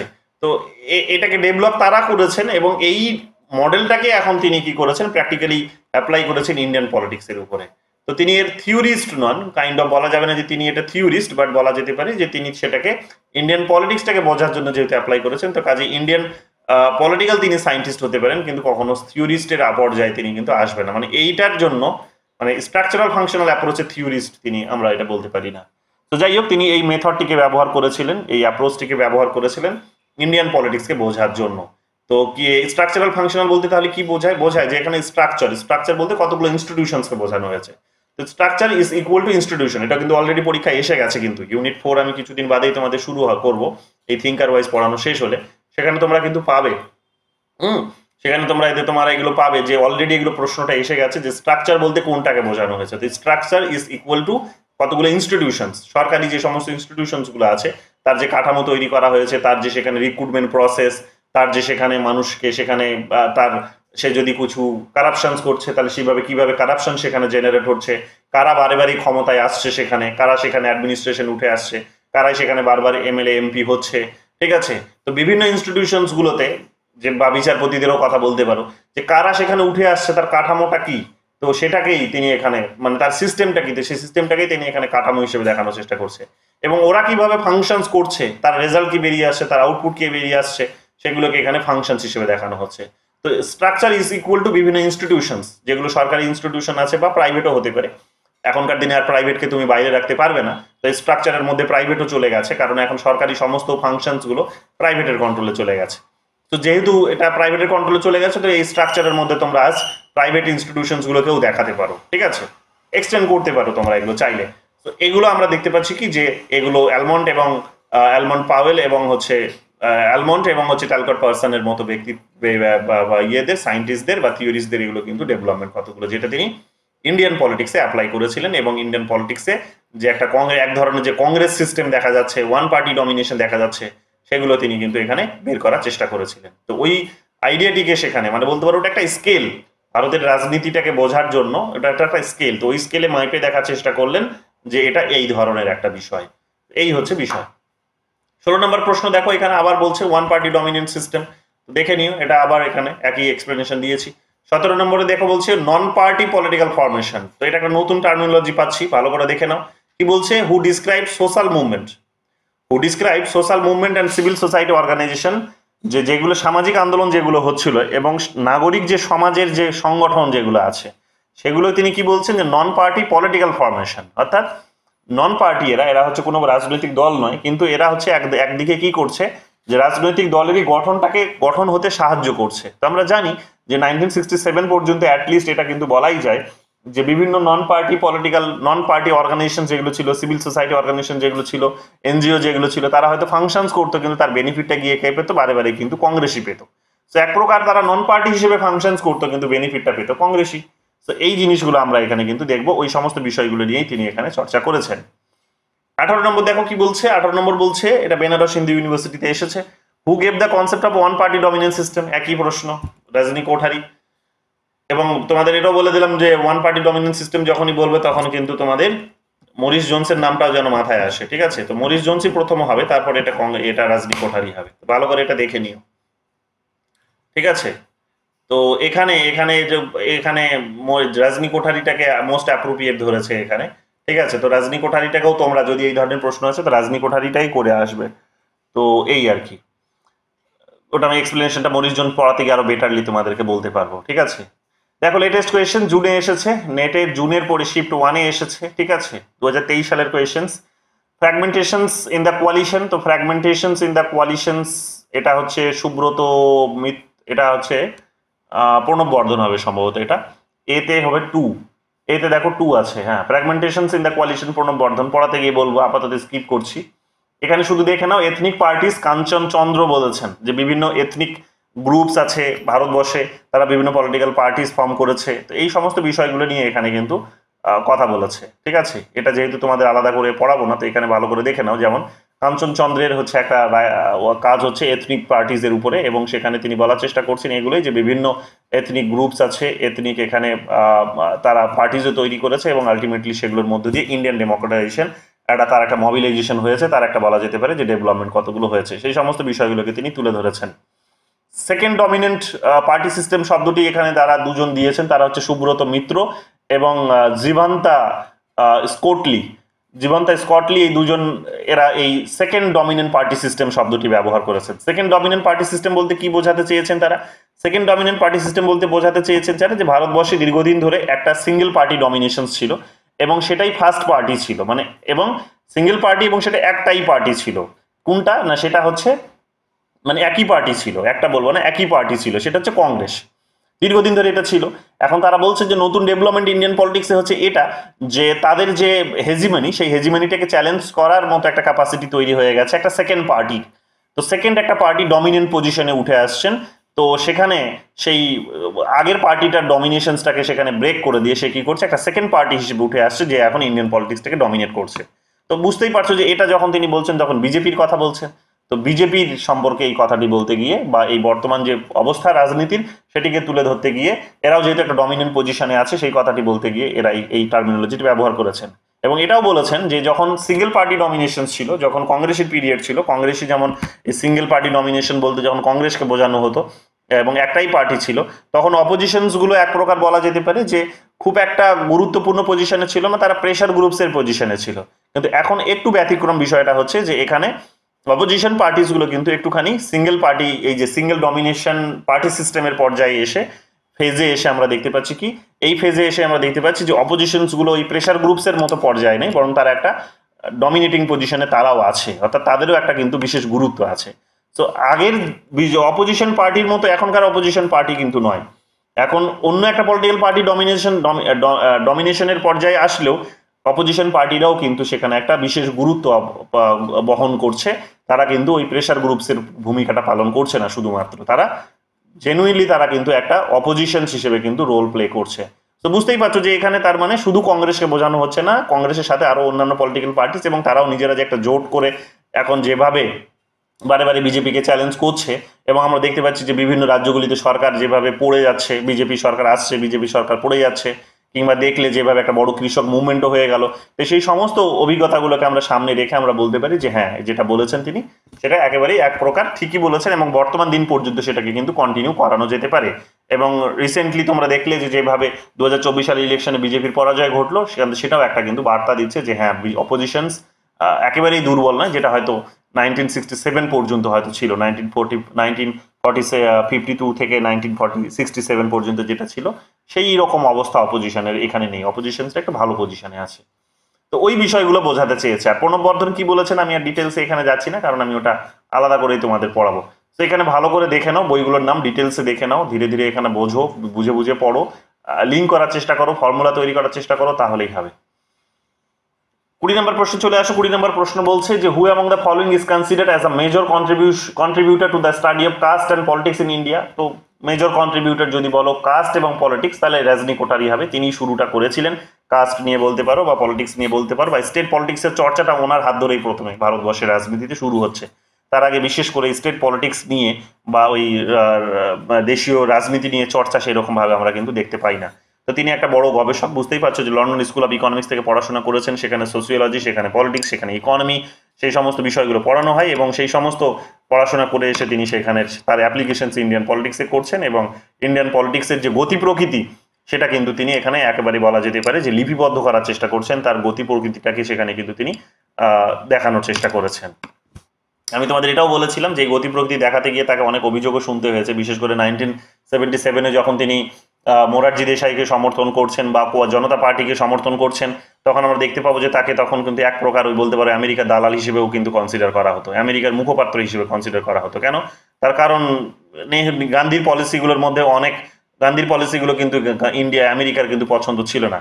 জানো যে 1974 যেভাবে তিনি পোখরানে নিউক্লিয়ার টেস্ট করছেন, যেভাবে তিনি সেখানে এমার্জেন্সি ডিক্লেয়ার করছেন, ডেমোক্রেসিকে সেখানে আন্ডারমাইন করছেন, তো এগুলো কখনোই আমেরিকার মতো ডেমোক্রেটিক একটা কান্ট্রি বা আমেরিকার মতো একটা হেজিমনিক কান্ট্রি ওয়ার্ল্ড পলিটিক্সে তার কিন্তু পছন্দ নয়।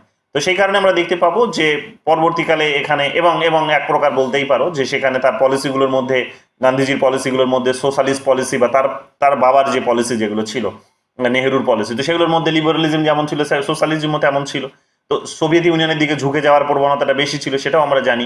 ইনি এসে তো আরো বড় করে হতে শুরু করলেন, বিশেষ করে কি করতে শুরু করলেন না, তিনি সোভিয়েত ইউনিয়নের দিকে আরো বেশি করে ঝুঁকে গেলেন। সোভিয়েত ইউনিয়নের সঙ্গে তো 1971-এ তো একটা এগ্রিমেন্টই করে বসলেন, এগ্রিমেন্ট করে তা করার পরেই আমরা দেখতে পাচ্ছি যে ফ্রেন্ডশিপ অ্যান্ড কোঅপারেশন এগ্রিমেন্ট করলেন, করার পরে আমরা দেখতে পাচ্ছি যে তিনি পূর্ব পাকিস্তানকে বাংলাদেশ হিসেবে স্বাধীনও করে দিলেন। এগুলো কোনো রকম ভাবেই সেখানে কিন্তু আমেরিকার ইন্টারেস্টকে কিন্তু সিকিউর করেনি বা ফুলফিল করেনি, বরং আমেরিকার ইন্টারেস্টের এগেইনস্টে গেছে এবং সোভিয়েত ইউনিয়নের পক্ষে গেছে। তো স্বাভাবিকভাবেই এগুলো তার পছন্দ ছিল না। তো তাকে চ্যালেঞ্জ করে যখন জনতা পার্টি পাওয়ারে আসছে, তখন জনতা পার্টির পলিসিটা হচ্ছে তারা কিন্তু অ্যান্টি সোশ্যালিস্ট। কেন? তার কারণ ইন্দিরা গান্ধী দেখো, সোশ্যালিস্ট ইন্দিরা গান্ধীকে এই কারণে আমরা বলতে পারি যে তোমরা জানো যে আজ যে আমাদের প্রিএমবেলে সোশ্যালিস্ট এবং সেকুলার শব্দগুলিকে জায়গা করে দেওয়া হয়েছে, তো সেই সময়কার রাজনীতির অবস্থাকে বুঝে শুনে তিনি এটা করেছিলেন। বুঝে শুনে তিনি এটা করেছিলেন। কেন?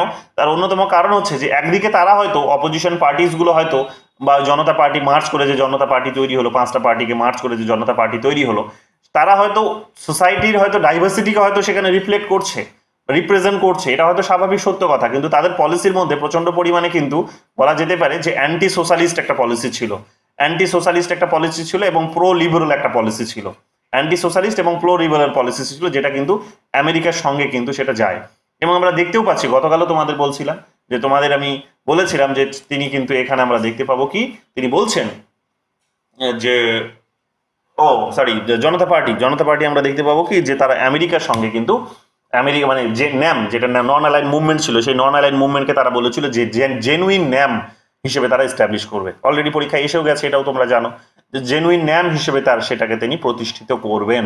কেন? তার কারণ আমরা অনেক বেশি, তাদের বক্তব্য হচ্ছে অনেক বেশি সোভিয়েত ইউনিয়নের দিকে ঝুঁকে গেছি, ফলে আমরা আমেরিকার কাছ থেকে বিভিন্ন সুযোগ সুবিধা পাচ্ছি না, বা বলতে পারো যে আমাদের উপর অনেক স্যাংশনস লেগেছে, আমাদের ইকোনমিক গ্রোথটা অনেকটা কমে যাচ্ছে।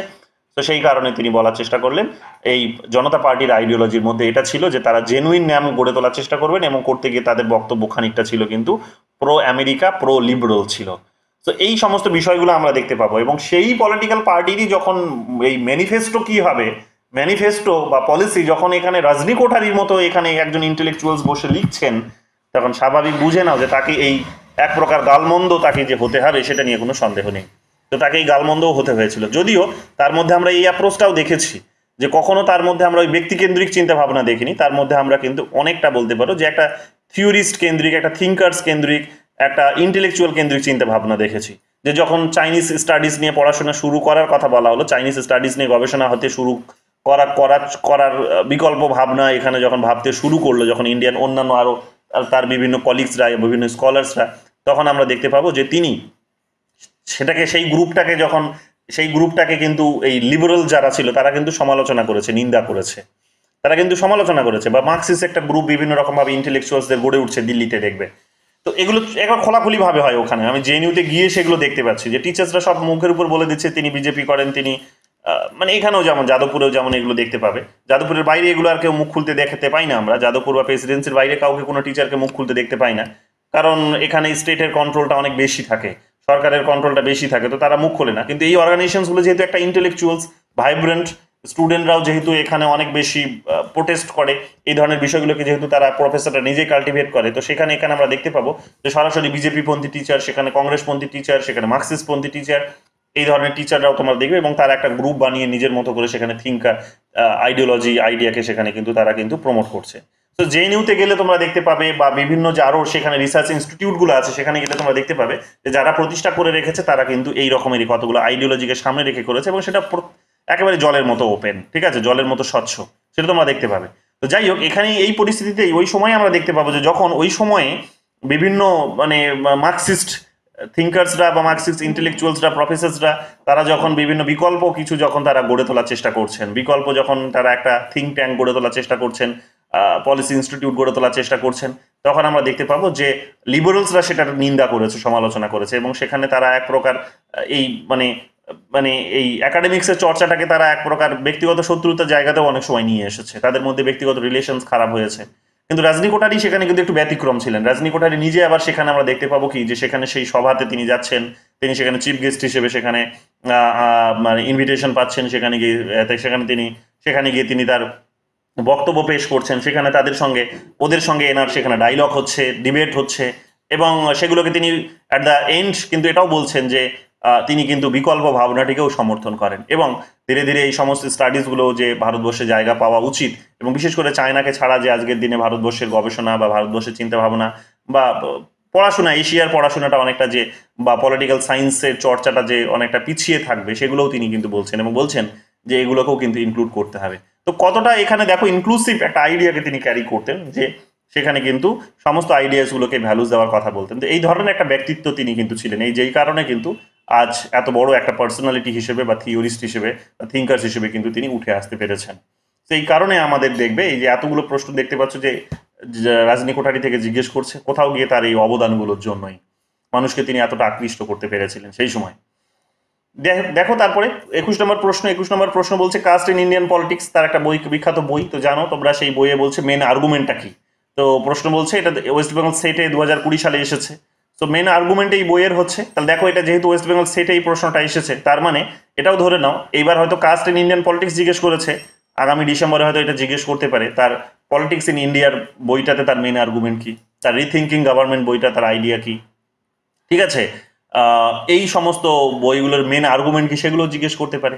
সেইগুলো তোমরা সবগুলো এখানে দেওয়া সম্ভব হয়নি, গুগল করে নিও, নিজের মতো করে দেখেও নিও যে কোন বইটাতে তিনি কোন বিষয়গুলো কোন বিষয় নিয়ে তিনি আর্গিউ করেছেন, ঠিক আছে, বিতর্ক করেছেন, কোন বিষয়গুলো নিয়ে আর্গুমেন্ট দিয়েছেন, এগুলো একটুখানি ছোট্ট করে গুগল করে নিয়ে নিজের ভাষায় এখানে 2-4 লাইনে লিখে নেবে। এগুলো ট্রেন্ড, এইভাবে কোয়েশ্চেন সলভ করতে হয়, যে তুমি হুবহু এই বইটাই কমন পাবে না, এই প্রশ্নটাই কমন পাবে না, অন্য প্রশ্ন অন্য বইয়ের নামও এই একই রকম ক্যাটাগরিতে কিন্তু জিজ্ঞেস করতে পারে। তো অন্য বইগুলোও কিন্তু একই রকম ভাবে একটু তোমরা নিজেরা গুগল করে দেখে নেবে। কাস্ট ইন ইন্ডিয়ান পলিটিক্সে তাহলে তার মেইন আর্গুমেন্টটা কি? তার মেইন আর্গুমেন্ট হচ্ছে 1 নম্বরে বলা হয়েছে এখানে যে caste organization helped in advancing democratic politics through interest aggregations, অর্থাৎ স্বার্থ সমন্বয়ীকরণ বা স্বার্থ যেটাকে বলা হচ্ছে যে একত্রীকরণ করার মধ্য দিয়ে এখানে কি হয়েছে, এখানে বিভিন্ন যে জাতি যে সংগঠনগুলো ছিল সেই সংগঠনগুলো কি করেছে আলটিমেটলি, অর্থাৎ জাতি সংগঠনগুলো তাদের নিজেদের স্বার্থকে একত্রীকরণ করার মধ্য দিয়ে ভারতের যে গণতন্ত্র সেই গণতান্ত্রিক ব্যবস্থাটাকে অনেক অ্যাডভান্স পজিশন নিয়ে গেছে বা অ্যাডভান্স করতে সাহায্য করেছে, অর্থাৎ উন্নত করতে সাহায্য করেছে। অর্থাৎ ডেমোক্রেসি বলতে যেটা বোঝায় সেটাকে তারা শক্তিশালী করেছে। তো ডেমোক্রেসি বলতে কি বোঝায়? ডেমোক্রেসি বলতে বোঝায় জনগণের শাসন। তাহলে জনগণ কে সেটা বুঝতে হবে, জনগণের তাহলে আইডেন্টিটি কি সেটা বুঝতে হবে। তাহলে জনগণ বলতে এখানে বোঝায় যে এখানকার জনগণ যখন বলবো তখন আমি বুঝবো যে এখানকার জনগণ মানে হচ্ছে বিভিন্ন ভাষার জনগণ, এখানকার জনগণ মানে হচ্ছে বিভিন্ন জাতির জনগণ, এখানকার জনগণ মানে বিভিন্ন ধর্মের জনগণ, এখানকার জনগণ মানে বিভিন্ন এখানে কিন্তু ট্রাইবসের জনগণ, এখানকার জনগণ মানে বিভিন্ন অঞ্চলের জনগণ। এগুলো হচ্ছে জনগণের, এগুলো হচ্ছে কিন্তু পরিচয়। তাহলে এখানে জনগণের বা জনগণ বলতে এখানে জেন্ডারকেও বোঝায়, যে বিভিন্ন জেন্ডার আছে এখানে, বিভিন্ন জেন্ডারের এখানে মানুষ আছে। তাহলে তাদের মতো করে শাসন ব্যবস্থা হবে, জনগণের শাসন ব্যবস্থা যদি হয় তাহলে তাদের মতো হবে। তাহলে তারা যদি কাস্ট হয়, কাস্ট বেস তাদের যদি আইডেন্টিটি থাকে, তাহলে কাস্ট বেসড পলিটিক্স হবে, কাস্ট বেসড ডেমোক্রেটিক সিস্টেম গড়ে উঠবে। তাহলে স্বাভাবিকভাবে এটা হয়েছে।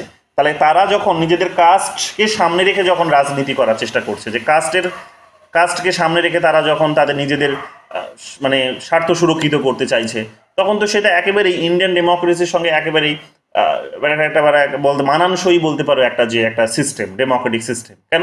কারণ ভারতের বিশেষত্ব এটাই। এটা তো ওয়েস্টার্ন ওয়ার্ল্ড নয় যে সেখানে কোনো মানুষের কাস্ট নেই, মানুষের সেখানে এত বড় ডাইভার্সিটি নেই, যে ভাষাগত, ধর্মগত, এইগুলো তো নেই।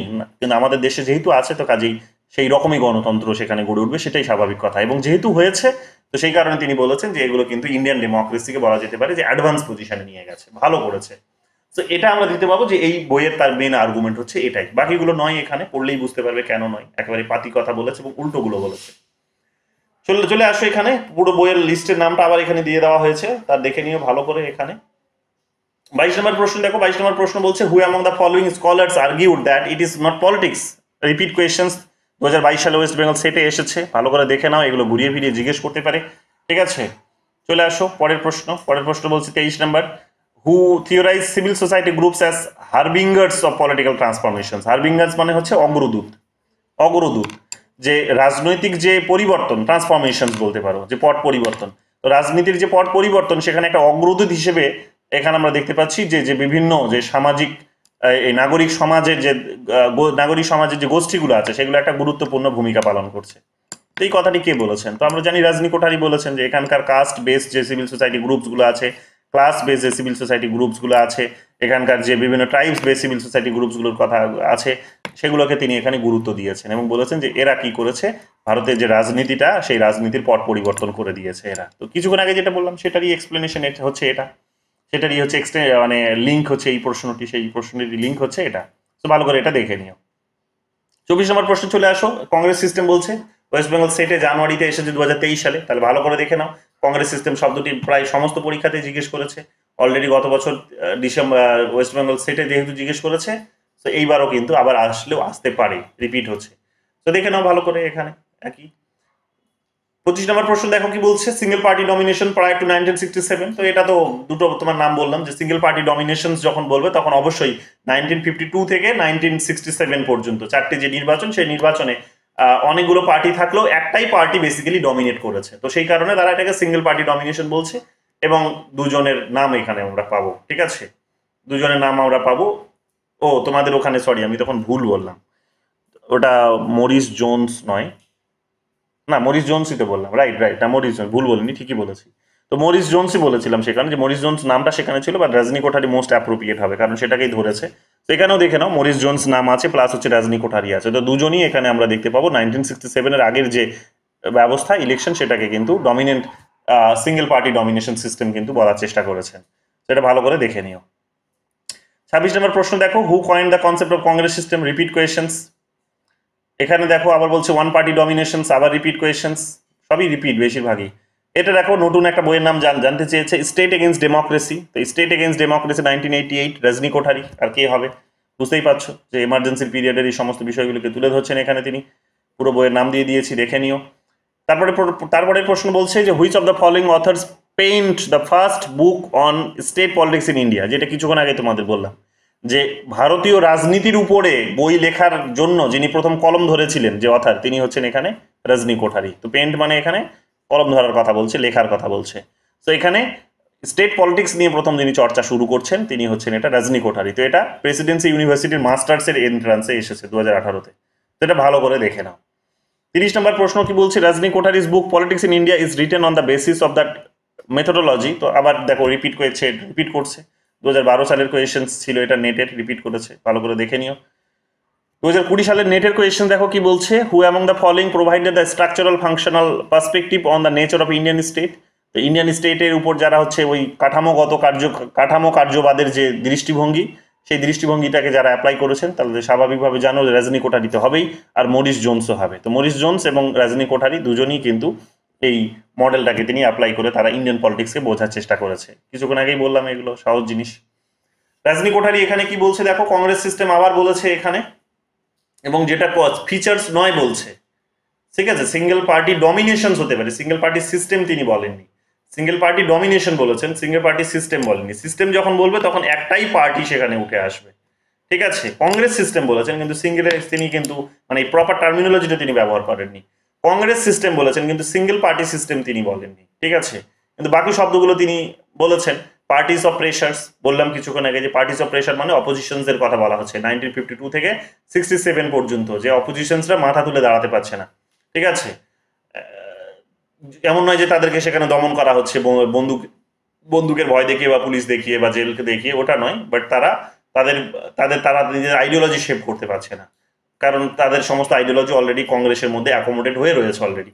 এগুলো বললাম। ওয়ান পার্টি ডমিনেন্ট সিস্টেম এটা তিনি বলেছেন, কিন্তু সিঙ্গেল পার্টি ডমিনেন্ট সিস্টেমটা তিনি বলেননি। পার্টি অফ কনসেনসাস এটা বলেছেন, এটা তোমরা দেখতে পাবে। এই শব্দগুলো তিনি দিয়েছেন, এই শব্দটা তিনি দেননি, তো একটু কনফিউশন হতে পারে এই প্রশ্নটাতে এসে, ঠিক আছে। একেবারেই খুব ধ্যান দিয়ে এই জিনিসটাকে একটা নোটিশ করো, ভালো করে নোটিশ করো যে এটা একটা শব্দগত একটা প্রশ্ন, এই শব্দ নিয়ে খেলা করতে পারে, তো আগামী দিনে এটা হতে পারে, তো দেখে নাও ভালো করে। এটা তিনি কিন্তু বলেননি, বাকিগুলো তিনি বলেছেন।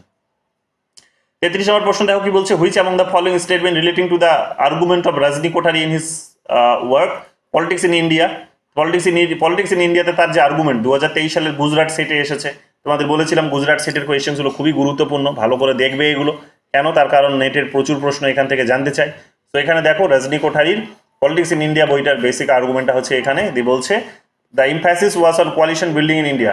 এটা বলছে নট নাকি বলছে ইনকারেক্ট বলেছে, রাইট। তাই এটা হবে না, কোয়ালিশনের কথা তো তিনি সেই সময় কিছু বলেননি এই বইয়ে, কারণ বইটাই প্রকাশিত হয়েছে 1973 দিকে, তো কাজে এই বইটাতে তিনি এইসব কথা বলেননি। তিনি যা নিয়ে এখানে বলছেন 1970-তে প্রকাশিত হচ্ছে, 1970-তে প্রকাশিত হচ্ছে, তো যেগুলো বলেছেন সেগুলো হচ্ছে উপরের গুলো হচ্ছে। কি বলছে যে he use structural functional framework, কিছুক্ষণ আগেই বললাম, হ্যাঁ, যে তিনি কাঠামোগত কাঠামো কার্যবাদের ধারণা তিনি দিয়েছিলেন বা ওই মডেলটিকে অ্যাপ্লাই করেছিলেন তিনি ইন্ডিয়ান পলিটিক্সে। বি নাম্বার বলছে he describe the Indian political system as working around a dynamic core of institution characterize by the dominations of the Indian National Congress. এটাও তোমাদের বললাম যে ইন্ডিয়ান ন্যাশনাল কংগ্রেসের একটা ডমিনেশন ছিল, একটা ডাইনামিক কোর হিসেবে সেটা কিন্তু কাজ করেছে বিভিন্ন ইনস্টিটিউশনের মধ্যে আমরা দেখতে পাবো। সি নাম্বার বলছে there was dissent from the peripheries with opposition parties independent of Congress groups, যে বিভিন্ন ছোট ছোট রাজনৈতিক দল ছিল, তারা কিন্তু কংগ্রেসের বিরোধিতা করতো, তারা সরকারের বিরোধিতা করতো, কিন্তু কথাটা হচ্ছে বিরোধিতা করলেও তারাও কিন্তু কংগ্রেসেরই পার্ট ছিল, এমন নয় যে কংগ্রেসের বাইরে তারা বিচরণ করতে পারতো, কংগ্রেসেরই তারা কিন্তু পার্ট ছিল। তো এখন যেমন তোমরা দেখবে যে বিভিন্ন পলিটিক্যাল পার্টিসগুলো যারা হচ্ছে দেখবে কাস্ট সিস্টেমের বিরোধিতা করে, কাস্ট সিস্টেমকে তারা চায় যে কাস্ট বেস পলিটিক্স হোক, কিন্তু কাস্ট বেস পলিটিক্স হোক এটা তারা চাইলেও তারা আবার দেখবে বিজেপির সাথেই পাস্ট, তারা একটা বিজেপিরই পার্ট, যদিও বিজেপি আবার কাস্ট পলিটিক্সটাকে কিন্তু সে ফেভার করে না। তো দেখলে তোমরা এই যে রিসেন্টে জাজমেন্ট বেরিয়ে আসলো, সেখানে বিহারের রাজনৈতিক দলগুলো সেখানে কিন্তু তারা বললো যে না, আমরা এই ধরনের জাজমেন্টকে আমরা ফেভার করছি না, আমরা চাই না। সরকারকে আমরা বলছি যে সরকার একটা বিল নিয়ে আসুক দেশে, সরকার একটা বিল প্রপার নিয়ে আসুক এই জাজমেন্টটিকে উল্টে দেওয়ার জন্য, এই কথাটি বলছে। যেমন তোমরা দেখবে চিরাগ পাসওয়ানের ছেলে বোধহয়, কি নাম যেন, এই কাঙ্গনা রানাওয়াতের সাথে মুভি করেছে ছেলেটি, যে এখন মন্ত্রী। আরে রামবিলাস পাসওয়ানের ছেলে চিরাগ পাসওয়ান। হ্যাঁ, সরি, রামবিলাস পাসওয়ানের ছেলে চিরাগ পাসওয়ান। তো চিরাগ পাসওয়ান তোমরা দেখবে যে সে হচ্ছে রামবিলাস পাসওয়ানের হচ্ছে চিরাগ। তো দেখতেই পাচ্ছ সেই চিরাগ পাসওয়ান এখন বলছে যে আমরা এগুলোকে মানি না, এই ধরনের জাজমেন্টকে, কারণ এগুলো কাস্টের যে আইডিয়া, সেই আইডিয়াটিকে কিন্তু বা ওই কাস্টের যে যেটা মূল্য ছিল, যেটাকে মূল্য দেওয়া হয়েছিল কনস্টিটিউশনে, সেটাকে আন্ডারমাইন করছে। এটা যেমন তারা বলছে। আবার দেখো সেখানে নীতিশ কুমারও সে একই কথা বললো। নীতিশ কুমার তো নিজেই সেখানে গিমিকটা তুলে দিল, যে সেখানে সার্ভে করতে হবে, কাস্ট বেস সার্ভে সেখানে করতে হবে, কাস্ট বেস সার্ভে করে দেখতে হবে যে কতগুলো কাস্ট এখানে আছে, তাদের অবস্থার কতটা উন্নতি হয়েছে হয়নি, এই সমস্ত কাজগুলো করতে হবে। তো তিনি গিমিকটা তুলে তিনি কি করলেন, তিনি গিয়ে কিন্তু আবার দেখতে পাবো আমরা বিজেপির দিকে কিন্তু আবার রাস্তা মাপলেন, অর্থাৎ বিজেপিতে তিনি তার অন্তর্ভুক্তিকরণ হয়ে গেল। তো তো বুঝতেই পারছো যে এইটাও কিন্তু এক প্রকার বলা যেতে পারে যে ওই ধরনেরই মডেল যেটা সেই সময় কংগ্রেসের পিরিয়ডে ছিল, যদিও কমপ্লিট নয়, কারণ আরও অনেক ডমিনেন্ট পলিটিক্যাল পার্টি আছে যারা হয়তো স্ট্রংলি কাস্টের বিরোধিতা করে, যেমন হচ্ছে ডিএমকের কথাই বলতে পারো ওখানে, এখানে যেমন টিএমসির কথা বলতে পারো, যে সেখানে তারা চায় যে কাস্ট বেস পলিটিক্স হোক, বা যারা হচ্ছে দলিত আছে তাদের অবস্থার উন্নতি হোক, তারাও কিন্তু চায়। বাট আমরা দেখতে পাবো যে হ্যাঁ কিছু কিছু আবার তারা নিজেরাও গিয়ে কি করেছে, তারা কংগ্রেস বিজেপির মধ্যে তারা কিন্তু ঢুকে গেছে।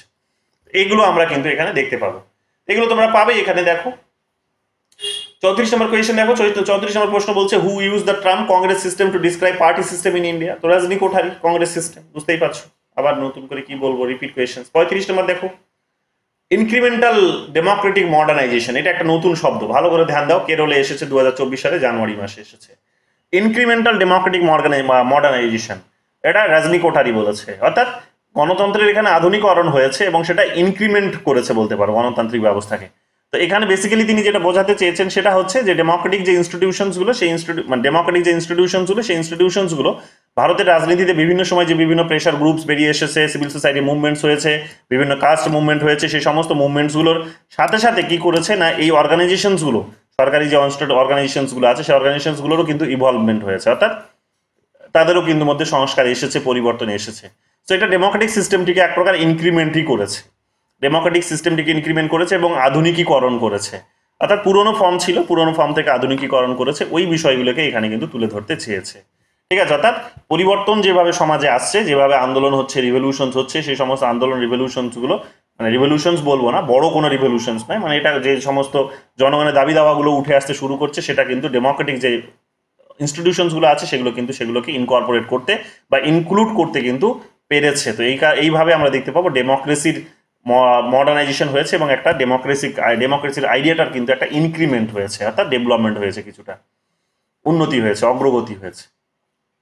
রজনী কোঠারি দেখো এখানে দিয়ে দিয়েছে, রজনী কোঠারি এখানে তাহলে কোনটা হবে? রজনী কোঠারি এখানে হবে স্টেট এগেইনস্ট ডেমোক্রেসি, কিছুক্ষণ আগেই দেখলাম, ইন হিউম্যান গভর্নেন্স 1988-এ যেটা তার প্রকাশিত হয়েছে তোমরা দেখলে। রুডলফের নাম তো তোমাদের এটা বলবো, পড়াবো, তো এখানে পাবে। এই বইটার নাম একাধিকবার জানতে চেয়েছে পরীক্ষায়, in pursuit of Lakshmi the political economy of Indian state. ঠিক আছে, রুডলফ এরা বিদেশি ছিল, ভারতে এসে তারা গবেষণা করে শুরু করেছিলেন, স্বামী স্ত্রী, এটা সম্ভবত অক্সফোর্ড ইউনিভার্সিটি থেকে এসেছিলেন, এখানে এসে গবেষণা করতে শুরু করেছিলেন। ভারত সরকার এদেরকে বিভিন্ন অ্যাওয়ার্ডও দিয়েছে, যেমন পদ্মশ্রী বোধহয় এদেরকে দুজনকে দিয়েছে।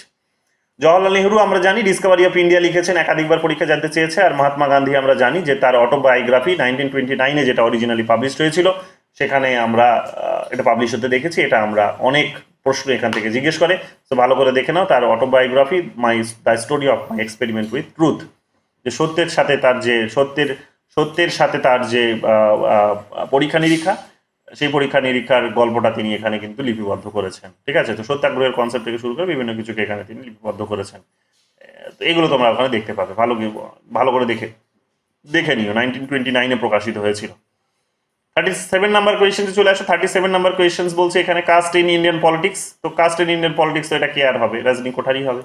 বাকিগুলো এখানে আমি তোমাদের আলাদা করে আলোচনা করব, শুধু এখানে তোমাদের এটা সবই আলোচনা হবে, প্রতাপ ভানু মেহতা থেকে শুরু করে এটা সবাই আলোচনায় আসবে। তো এখানে আপাতত স্কিপ করো, পরে দেখে নেবো। এখানে তোমরা শুধু এগুলোকে এখন আপাতত দেখে নিয়ে মুখস্থ করে ফেলো। 38-এ চলে আসো। মিক্সড পলিটিক্যাল কালচার কে বলেছে? The term mixed political culture was used in the Indian context by. তো এটাও ভালো করে দেখে নাও, নতুন একটা টার্মিনোলজি, এটা হচ্ছে মিক্সড পলিটিক্যাল কালচার। এখানে রজনী কোঠারি বলেছে যে বিভিন্ন পলিটিক্যাল, মানে বিভিন্ন রাজনীতি আছে, বিভিন্ন দল আছে, বিভিন্ন সংস্কৃতি আছে, তাদের কিন্তু সবারই কিন্তু এখানে সংমিশ্রণটা হয়েছে এখানকার। ঠিক আছে, রাজনীতির মধ্যে তাদের সংমিশ্রণটা এসেছে, তো সেই সমস্ত বিষয়গুলোকেই তুলে ধরেছেন। এক কেন্দ্রিক নয়, আমাদের ইউরোপে এক কেন্দ্রিক দেখতে পাবো, কিন্তু এখানে কিন্তু সেই এক কেন্দ্রিকতা নেই, এখানে কিন্তু বলা যেতে পারে ডাইভার্সিটিগুলোও কিন্তু জায়গা পেয়েছে রাজনীতির মধ্যে। ইনক্রিমেন্টাল ডেমোক্রেটিক মডার্নাইজেশন দেখো 2012 সালের নেটেই এসেছিল, যেটা কেরলে আমরা আসতে দেখলাম। তো এখানে রজনী কোঠারি হবে। রিপিট কোয়েশ্চেন দেখে নাও ভালো করে। 40 নম্বর কোয়েশ্চেন দেখো, কংগ্রেস সিস্টেম, রিপিট কোয়েশ্চেন, রজনী কোঠারি হবে। ম্যাচ করতে বলেছে, এখানে দেখো ম্যাচ করতে বলেছে রণজিৎ গুহ, অতুল কোহলি, রজনী কোঠারি আর এস খিলনানি।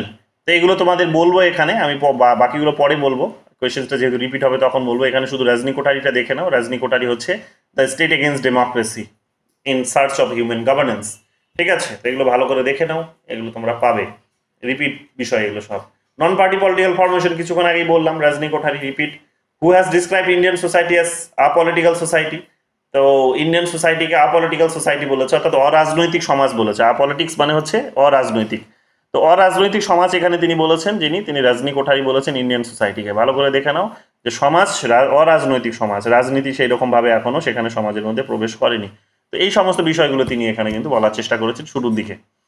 44 নম্বর কোয়েশ্চেন দেখো, 44 নম্বর কোয়েশ্চেন বলেছেন ওয়ান পার্টি ডমিনেন্স মডেল। তো এটা তো রজনী কোঠারি হবে। 1967 পর্যন্ত এই ওয়ান পার্টি ডমিনেশন ছিল, সেটাও ঠিক। তো অপশন এ এখানে সঠিক হবে, এটা নিয়ে কোনো সন্দেহই নেই। 45 নম্বর প্রশ্ন দেখো কি বলছে, the Indian model of development কিসে, না ইন্ডিয়ান রিপিট কোয়েশ্চেন্স। তো রজনী কোঠারি হবে, রিপিট কোয়েশ্চেন্স নেটে এসেছে। নেটে আর একটা প্রশ্ন এসেছে এখানে দেখো কি বলছে, politicisation of caste in Indian politics for the first time. তো পলিটিসাইজেশন অফ কাস্ট ইন্ডিয়ান পলিটিক্সে যিনি করেছেন তিনি হচ্ছেন রজনী কোঠারি। ঠিক আছে, এন শ্রীনিবাসন নামটাও তোমরা পাবে এখানে, কিন্তু এটা রজনী কোঠারি হবে। বলো কি বলছো? আচ্ছা স্যার, আপলিটিক্যাল সোসাইটি বলেছিল, এটা কোন পার্সপেক্টিভ থেকে বলেছিল?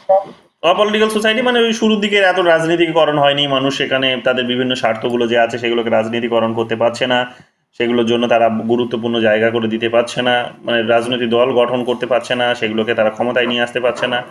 তো সমাজ একটা অরাজনৈতিক সমাজ হিসেবেই রয়ে গেছে কাইন্ড অফ, বুঝতে পারছো তো? ওই সমস্ত বিষয়গুলো আচ্ছা।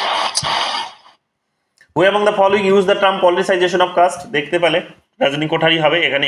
এম এন শ্রীনিবাসন নামটাও তোমরা পাবে, বাট রজনী কোঠারিকেই তোমরা চুজ করে আসবে। 47 নম্বর দেখো এখানে, 47 নম্বর কোয়েশ্চেন বলছে who among the following scholars gave the statement that in course of time however the Congress party cease to be a movement and become a party and governance. তো রজনী কোঠারি বলেছে যে নেহরুর যে যতদিন বেঁচে ছিলেন ততদিন কংগ্রেসই সমস্ত কিছু, পার্টি বলতে কংগ্রেস, সরকার বলতে কংগ্রেস, সেখানে সমাজ বলতে তখন কংগ্রেস, যা কিছু বলবে কংগ্রেস। তো রজনী কোঠারি সাধারণ কতগুলো বিষয়, এটা 2023 নেটে জুনে এসেছে। ঠিক আছে, একটু অনেক বড় স্টেটমেন্ট শুনে হয়তো তোমরা ঘাবড়ে যাবে, বাট বিষয়টা এটাই দাঁড়ায়। 48 নম্বর হচ্ছে কি দেখো, the term Congress system was coined by. তো এটা আর নতুন করে কি বলবো, Rajni Kothari. 49 number question, state against democracy written by, এটা জামিয়াতে এসেছে, Rajni Kothari. Who among the following scholars have published works on the role of civil society in India in politics. তো অল অফ দেম হবে, এরা সবাই হচ্ছে সিভিল সোসাইটি নিয়ে কাজ করেছে। সুদীপ্ত কবিরাজ পড়বো আলাদা করে, প্রেসিডেন্সি স্কলার্স ছিলেন, এখন জেএনইউতে গিয়ে বোধহয় পড়ান।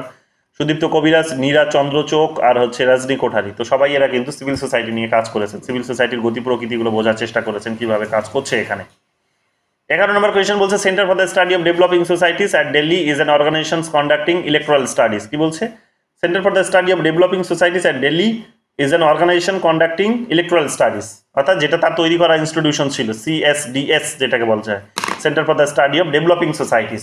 তো সেটা আমরা দেখতে পাবো, যেটা তিনি 1963 দিকে তৈরি করেছিলেন। মনে করে দেখো, গতকাল তোমাদের ক্লাসে বলছিলাম। তো সেটা ইলেকট্রাল স্টাডিজ নিয়ে চর্চা করে, যে নির্বাচনের যে রেজাল্ট, সেই রেজাল্টগুলো কী রকম বেরোচ্ছে, কে জয়লাভ করছে, কে এখানে হেরে যাচ্ছে, তার হারার কারণগুলো কি। তো এক প্রকার সেপোলজিস্ট বলতে পারো এরা, ইলেকট্রাল পলিটিক্সের এই সেপোলজিক্যাল চর্চা তারা এখানে কিন্তু করে থাকে।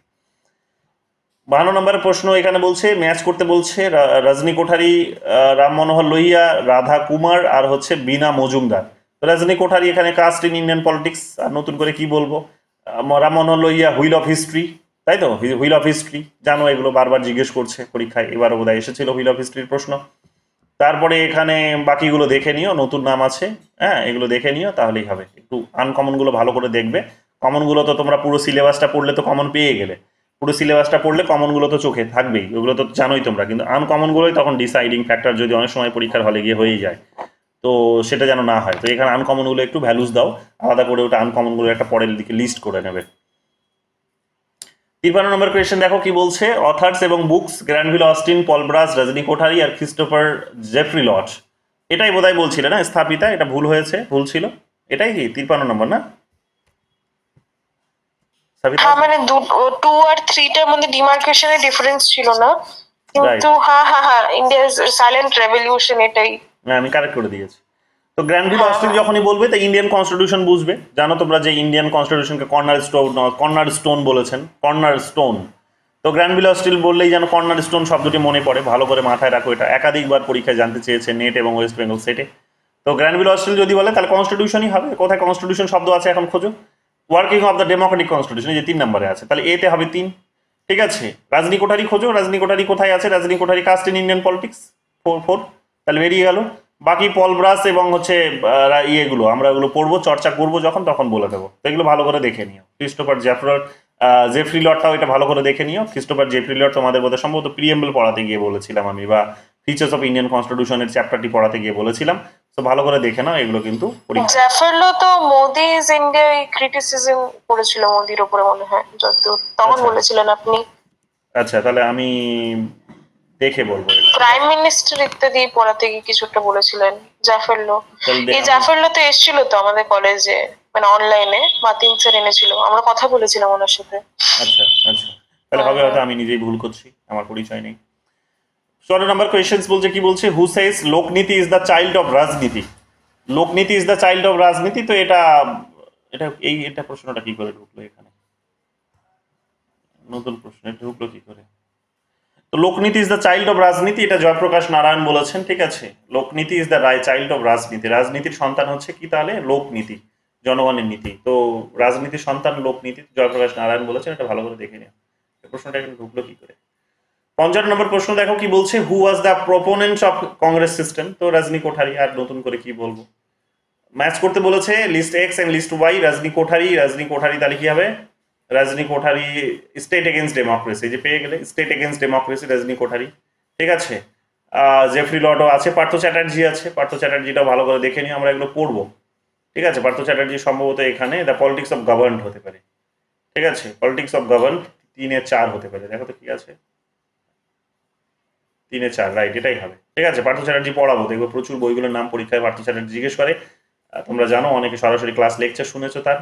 ঠিক আছে, সরাসরি সেন্টারে এখানে ইয়েতেই পাটুলিতেই তিনি এখানে মাঝে মাঝে এসে লেকচার দেন। এখানকারই প্রফেসর ছিলেন এবং কলম্বিয়া ইউনিভার্সিটিতে পড়িয়েছেন তিনি। ঠিক আছে, এবং গুরুত্বপূর্ণ টার্মিনোলজি দিয়েছেন সেখানে। ওই বেনেডিক্ট অ্যান্ডারসনের যে ইমাজিন কমিউনিটির কনসেপ্টটা আছে সেটাকে তিনি মডিফাই করেছিলেন পোস্ট কলোনিয়াল পার্সপেক্টিভ থেকে। সেখানে তিনি বলেছেন যে হুস ইমাজিন কমিউনিটি, এই আইডিয়াটি দিয়েছিলেন, এবং একাধিকবার নেটে প্রশ্নটি এসেছে এবং ওয়েস্ট বেঙ্গল সেটেও এসেছে। ভালো করে দেখে নিও। তো আর রুডলফ অ্যান্ড রুডল এগুলো দেখে নিও, এগুলো আমরা পড়বো এগুলো। 57 নম্বর কোয়েশ্চেন্সে চলে আসো। 57 নম্বর কোয়েশ্চেন্স বলছে, জম্মু অ্যান্ড কাশ্মীরে অক্টোবর 2023-এ এসেছে। গুরুত্বপূর্ণ প্রশ্ন, তাহলে রিসেন্ট যেহেতু এসেছে, বুকস অ্যান্ড অথার্স দিয়েছে এখানে। তার পলিটিক্স ইন ইন্ডিয়া, রাজনী কোঠারি খোঁজো কোথায় আছে, তাহলে হচ্ছে কিউতে হবে 3। কিউতে এখানে 3 বেরিয়ে আসবে, দেখো কিউতে 3 এখানে 3 জায়গাতেই আছে, আবার মুশকিল। তারপরে এখানে বাকিগুলো তোমরা দেখে নাও। জয়প্রকাশ নারায়ণ কি হবে? জয়প্রকাশ নারায়ণ হবে যে নেশন বিল্ডিং ইন ইন্ডিয়া, এটা হতে পারে জয়প্রকাশ নারায়ণ। R4 হচ্ছে 4, R4 দেখো এখানে, তাহলে বেরিয়ে গেল। R4 একটাই আছে, তাহলে এটা বেরিয়ে গেল। তারপরে এখানে দেখো বাকিগুলো আছে। আম্বেদকর আছে। আম্বেদকর তোমরা জানো যে লিঙ্গুইস্টিক স্টেটের আইডিয়া দিয়েছিল, কিছুদিন আগেই তোমাদের বলেছিলাম স্টেট ল্যাঙ্গুয়েজ পড়াতে গিয়ে, স্টেট ফরমেশনের আইডিয়াগুলো পড়াতে গিয়ে, ডিমান্ড অফ নিউ স্টেটগুলো পড়াতে গিয়ে। তো আম্বেদকরের নামটা এখানে পেয়েছি আমরা, demands on linguistic states. Ambedkar হবে তাহলে এটা। বাকি যেটা পড়ে থাকলো সেটা হচ্ছে জওহরলাল নেহরু হবে গ্লিমসেস অফ ওয়ার্ল্ড হিস্ট্রি। তো এটা হবে জওহরলাল নেহরু। তো ভালো করে দেখে নিও, এগুলো গুরুত্বপূর্ণ প্রশ্ন, বারবার এগুলো ঘুরিয়ে ফিরে জিজ্ঞেস করছে। সেকেন্ড লাস্ট কোয়েশ্চেন্সের দিকে চোখ রাখো। সেকেন্ড লাস্ট কোয়েশ্চেন বলছে, caste and caste identity can prove to be a secular instrument of political process. কোয়েশ্চেনটা কিছুদিন আগেই তোমাদের সলভ করিয়েছি। ঠিক আছে, কিছুদিন আগে সলভ করিয়েছি, তোমরা এটার উত্তর জানো। রাজনী কোঠারি হবে, ভালো করে দেখে নিও। এক্সপ্লেনেশনও দিয়েছি তখন তোমাদের, এখানে এক্সপ্লেনেশন দেওয়াও আছে, ভালো করে দেখে নিও। 59 নম্বর কোয়েশ্চেন দেখো, centre for the study of developing societies, এটা কে প্রতিষ্ঠা করেছেন? তো রাজনী কোঠারি হবে। নতুন করে আর কি বলবো, 1963-তে এটা তিনি প্রতিষ্ঠা করেছিলেন, যদি আমি ভুল না হই। 1963 বোধহয় বলেছিলাম 1963। হ্যাঁ স্যার। কোথায় আছে 1963? এডুসিকারে ফার্স্ট পয়েন্টটাতেই আছে, যেটা আপনার ম্যাটেরিয়ালে আপনি দিয়েছিলেন, ওই ওখানেও আছে, ফেমাস থিঙ্কার্স নাকি জানি। Contemporary thinkers. তো এই গেল আমাদের আলোচনার মূল বিষয়বস্তু। তাহলে এখানে দেখো 59টা প্রশ্ন, কিন্তু 59টা প্রশ্নের বেশিরভাগই তোমরা দেখলে যে single party domination, Congress system, এই টার্মিনোলজিগুলো বারবার জিজ্ঞেস করছে। তো এগুলো তোমাদেরকে, তোমরা হয়তো বললে যে একই প্রশ্ন বারবার কেন স্যার দিয়েছে, তোমরা হয়তো পড়তে গিয়ে এটা ফিল করেছো, বিরক্তও হয়েছো অনেকে হয়তো যে একই জিনিস বারবার দিয়েছে। কিন্তু এটা বোঝো যে স্যার বোকা নয়, স্যার কিন্তু বুঝে শুনে দিয়েছে। কেন? কারণ একটা প্রশ্ন বারবার দেখলে তোমার এটা গিয়ে মাথায় গেঁথে যাবে, তোমাকে আর মুখস্থ করতে হবে না। এবং এটা তোমাকে প্রশ্নটার মহত্বটা বোঝাতে দিয়েছি, যে মহত্বটা বোঝো যে এটা এতবার রিপিট হচ্ছে মানে আগামী দিনে আবার রিপিট হবে। সো এই প্রশ্নটাকে মুখস্থ এখনই করে ফেলো, এবং পড়তে পড়তেই যদি মুখস্থ হয়ে যেতে এর থেকে আর বেটার কি হতে পারে। সো মুখস্থ হয়ে গেল তোমাদের, আশা করি যা এখানে জিজ্ঞেস করেছে একটাও আশা করি তোমরা ভুলবে না। এবং দেখলাম তোমাদের স্কোর অনেকেরও ভালো হয়েছে, খুবই ভালো স্কোর করেছো তোমরা। আমি তোমাদের স্কোরটা দেখাচ্ছি এখানে, কে কত স্কোর করেছো।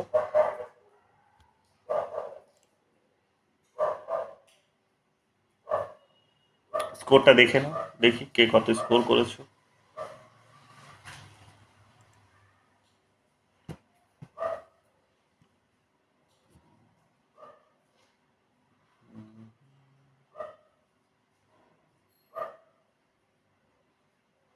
খুলছে না,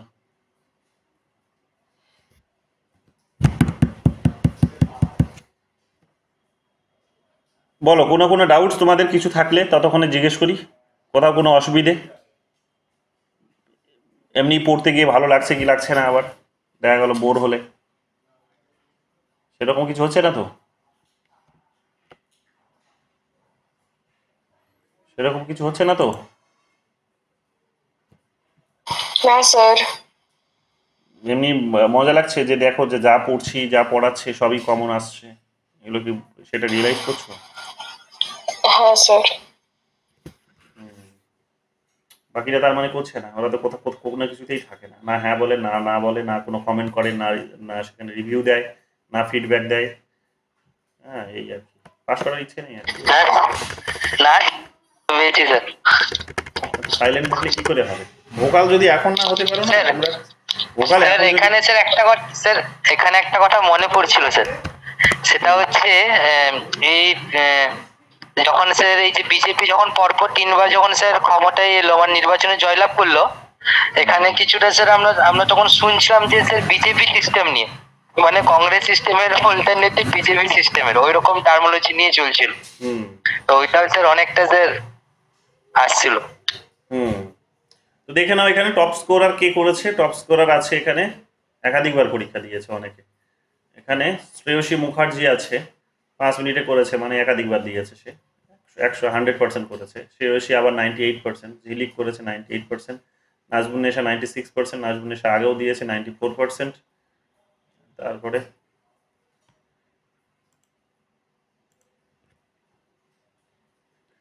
শ্রেয়সী মুখার্জি 94, দীপিকা দাস 93, নাজবুন নেশা 93, শ্রেয়সী মুখার্জি 89, নাজবুন নেশা বাবা ওরাই ভর্তি, দীপিকা দাস 88, শ্রেয়সী মুখার্জি 88, স্থাপিতা 88, শ্রেয়া বৈদ্য 86, শুভম 86, সোহিনী পাঁজা 85, ময়ূরাক্ষী 83, শ্রেয়সী মুখার্জি 82, কুতুবুদ্দিন মণ্ডল 80, সায়ন্তন ব্যানার্জি 80, শ্রেয়া ব্যানার্জি মানে আগে যে পড়তো ছেড়ে দিয়েছে, যাদবপুরের স্টুডেন্ট ছিল, 76, অনিন্দিতা বিশ্বাস 73, নাজবুন নেশা 23। ও একাধিকবার দিয়েছে, তখন অল্প প্রশ্ন ছিল আর কি। ঝিলিক সাহা 3বার এখানে ট্রাই করেছে। কি ব্যাপার ঝিলিক, এগুলো কি কি অসুবিধা? না স্যার, মানে ব্যাপারটা হচ্ছে না যে আজ থেকে দেখছি যে ফিচার্সটা না নতুন রকম আসছে দেখছি, মানে আমার সাইট থেকে না মানে খুলছে না বারবার, মানে এটা যেটা যে আমি গুগল থেকে গিয়ে খুলতে পারতাম সেটা না খুলছে না, যে বারবার আমাকে লগ ইন করতে হচ্ছে বেরিয়ে গিয়ে। তো এটা আমার খুব প্রবলেম হয়েছে। দিয়ে আবার অ্যাকাউন্টটাকে আমি ঠিক করলাম, দিয়ে ভালো করে লগ ইন করলাম, ছবি টবি সেট করলাম, তারপর আবার দেখছি যে ঠিক হলো, তারপর আবার আসছে। হ্যাঁ, প্রপার লগ ইন করে রাখলে এগুলো প্রবলেমগুলো হয় না। ঠিক, মানে লগ ইনটা করি কিন্তু না আজ থেকে মনে হয় আবার মানে নতুন কোনো ফিচার্স অ্যাড হয়েছে, দিয়ে দেখলাম যে আবার ছবি টবি প্রোফাইল আপডেট করার ব্যাপার রয়েছে, দিয়ে আমি আবার সেটা করলাম, দিয়ে তারপরে আমি 52 মিনিট ধরে কোয়েশ্চেন সলভ করেছি। খুব ভালো, খুব ভালো। বাকিরাও ওই রকম করে একটা ছবি টবি সুন্দর করে লাগিয়ে রাখো, দেখতেও ভালো লাগে ওগুলো স্কোরগুলো। ঠিক আছে, ভালো। তাহলে আজকে এতটুকুই থাক, ঠিক আছে, এতটুকুই থাক। কিন্তু ভোকাল হওয়ার চেষ্টা করো, প্রবলেমগুলো হলে কিছু বলার চেষ্টা করো, নইলে পরীক্ষার হলে গিয়ে ওই ইন্টারভিউ বোর্ডে যখন দেখবে যে সব বাঘা বাঘা টিচাররা রয়েছে সেখানে, মুখ খুলতে পারবে না, কাজে ওই নেট সেট পাস করেও কিছু হবে না। ঠিক আছে, একটু ভোকাল হওয়ার চেষ্টা করো, লেখার চেষ্টা করো, বাড়তি কথা বলার চেষ্টা করো এখন একটু। ঠিক আছে, নিজের ভুলগুলো ধরার চেষ্টা করো, প্যারালেল ওটাও দরকার। তোমরা অনেক কাছাকাছি চলে এসো পাস করার, অনেকেই, মানে এই ইউনিটগুলো শেষ হতে যাচ্ছে মানে তোমরা পাস করার একেবারে কাছাকাছি চলে গেছো। তো এই ডিসেম্বরের এটা গেস করা হচ্ছে যে ডিসেম্বরের পরীক্ষাটা নিয়ে সরকার করবে যেটা, সেটা হচ্ছে যে নতুন করে হচ্ছে সিএসসির নোটিফিকেশন বের করবে।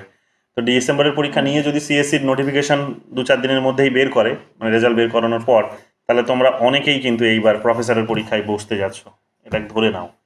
সো সেই জন্য নিজেকে একটুখানি রেডিও করো, ভোকালিও রেডি করো, একটুখানি নিজেকে ভাইব্রেন্ট করার চেষ্টা করো, নিজের দুর্বলতাগুলোকে একটু কাটাও, কথা বলো।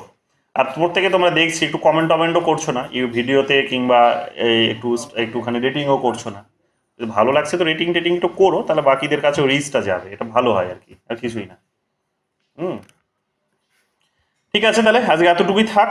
হ্যাঁ, অনেকেই আজকে জয়েন করেনি, কি জানি কি সমস্যা, তো ভিডিওটা তো পেয়ে যাবে তারা। আমরা আগামীকাল তাহলে, বলো কি বলছো?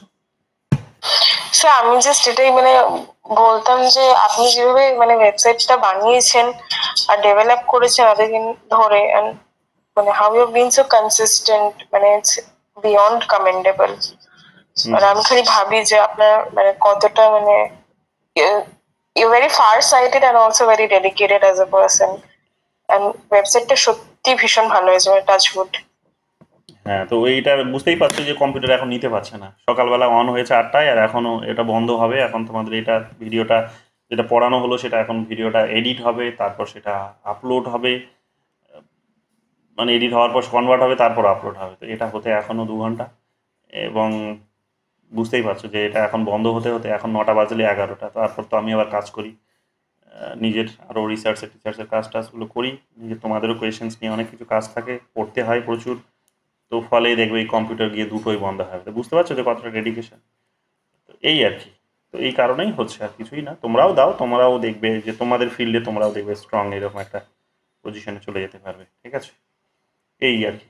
বলো কি বলছো নাজবুন নেশা?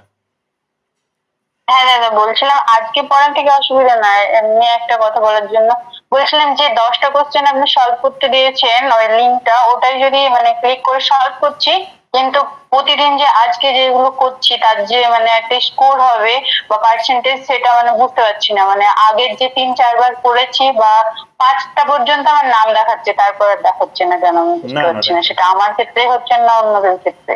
ওখানে 5টা জায়গায় দেখবে অ্যারো আছে, ওই অ্যারোটাতে প্রেস করবে। প্রেস করলে তুমি দেখবে ওখানে অল অপশান আছে একটা, বা ওখানে 100, 200, 500 আছে। তুমি এটা টাচ করলে তুমি দেখবে প্রায় 500 জনের নাম দেখাবে তোমাকে।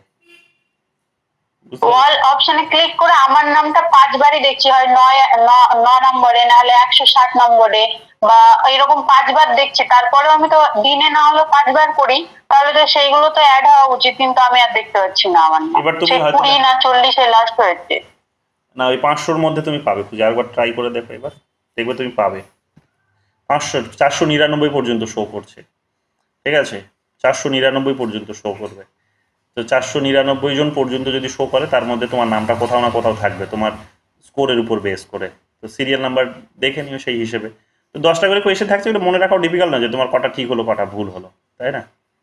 কটা ঠিক হলো কটা ভুল হলো ডিফিকাল্ট না। এটা ঠিক আছে, হ্যাঁ আমি দেখে নিচ্ছি, কিন্তু আমি দেখলাম ওটা হচ্ছে না, ওই কারণে আর কি জানা।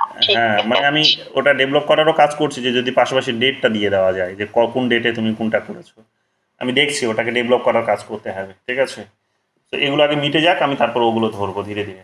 হ্যাঁ, হবে আরও এইরকম, যে এরকম করে এরকম করে একটু সাজেশন দেবে, প্ল্যানগুলো বলবে, অসুবিধাগুলো বলবে, তাহলে আমার মাথায় এটা আসবে যে কিভাবে আরও এটাকে বেটার করা যেতে পারে। ঠিক আছে, চলো তাহলে আজকে এতটুকুই থাক, দেখা হবে। বলো আর কি বলছো, কি বলছো শ্রেয়া বৈদ্য, বলো। বলছিলাম স্যার, আপনার মানে আগের যেগুলো যেরকম পেপার 1 বা কিছু দেখেছি, মানে ওগুলো প্র্যাকটিস হয়ে গেলে যে দেখা যেত ভিউ ডিটেলস বলে, তো একবার হয়তো পরীক্ষা দিয়ে চলে গেছি, এবার 1 সপ্তাহ বা 1 মাস পরে এসেছি, তো ওগুলো দেখা যেত যে এইগুলো করেছিলাম ঠিক ভুল। তো সেটা নেই, নতুন ফিচার্সে তো নেই। মানে আমি যবে থেকে জয়েন করেছি দেখেছি যে নেই। মানে আবার তাহলে মানে এক্সামটা দিতে হয়। এবারে কি হয়, হয়তো 100টা প্রশ্ন সলভ করেছি, তারপরে হয়তো তখন একবার দেখেছি, এবার পরে যখন ওগুলো লিখতে আসি বা যেগুলো ভুল হয়েছে দেখতে আসি, তখন আর সেটা দেখতে পাই না। এটা একটা আমার মনে হয় ইস্যু। ওটা হ্যাঁ, এখানে আমি ওটা অপশনটা খুঁজে পাচ্ছি না। এখানেও অপশান আছে যে তুমি টিক করে দিলে ওটা তোমার টিক হয়ে রয়ে থাকবে, যে তুমি এটা তার মানে তোমার কমপ্লিট হয়ে গেছে। ওই অপশানটা চোখে পড়েছিল কোনো একদিন। আমি এখন ওটা আমার অনেকগুলো ফিচার্স তো এই সফটওয়্যারটিতে, তো রিসেন্টলি এটাকে আপগ্রেড করলাম। আমি একটা বড় অ্যামাউন্ট খরচা করে সেটাকে আপগ্রেড করলাম। তো অনেকগুলো হঠাৎ করে এসে গেছে, কোনটার কি ফাংশন ধরতে একটু আমার সময় লাগছে, এবং আমি সময়ও খুব বেশি দিতে পারছি না। দেখি আমি চেষ্টা করছি, যদি বের করা যায় তো আমি জানিয়ে দেবো তোমাকে, ঠিক আছে? এবং তুমি পাবে ওটা করতে গিয়ে, ঠিক আছে? ঠিক আছে, যেগুলো ভুল হচ্ছে সেগুলো ভালো করে স্ক্রিনশট নিয়ে রেখে দেবে, মাঝে মাঝে ওগুলো পড়বে কিন্তু। আমি হ্যাঁ দাদা এই বিষয়টা এক্সামের সময় গিয়ে আসতে হবে এই বিষয়টা স্যার। হ্যাঁ, কি বললেন নাজমুল? এই বিষয় বলবো দাঁড়াও, নাজমুল কি বললো, কি বললেন?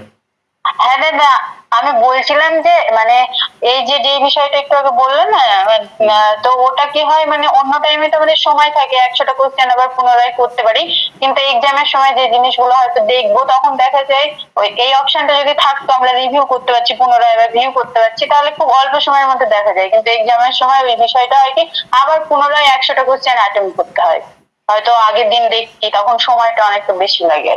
হ্যাঁ, ওটা একটা ডিফিকাল্ট, ওটা একটু ওই অসুবিধাটা বোধহয়, জানি না আমি কতটা সলিউশন করা যাবে। আমি দেখছি যদি কিছু করা যায়, আমি দেখছি আমি যদি পারি তোমাদের ওটা অন্য একটা বিকল্প একটা অপশন আছে, আমি দেখছি ওটাকে ইনেবল করা যায় কিনা, তাহলে হয়তো তোমরা মেইলে পেয়ে যেতে পারো, এটাও হতে পারে, দেখছি। বলো শ্রেয়সী, কি বলছিলে?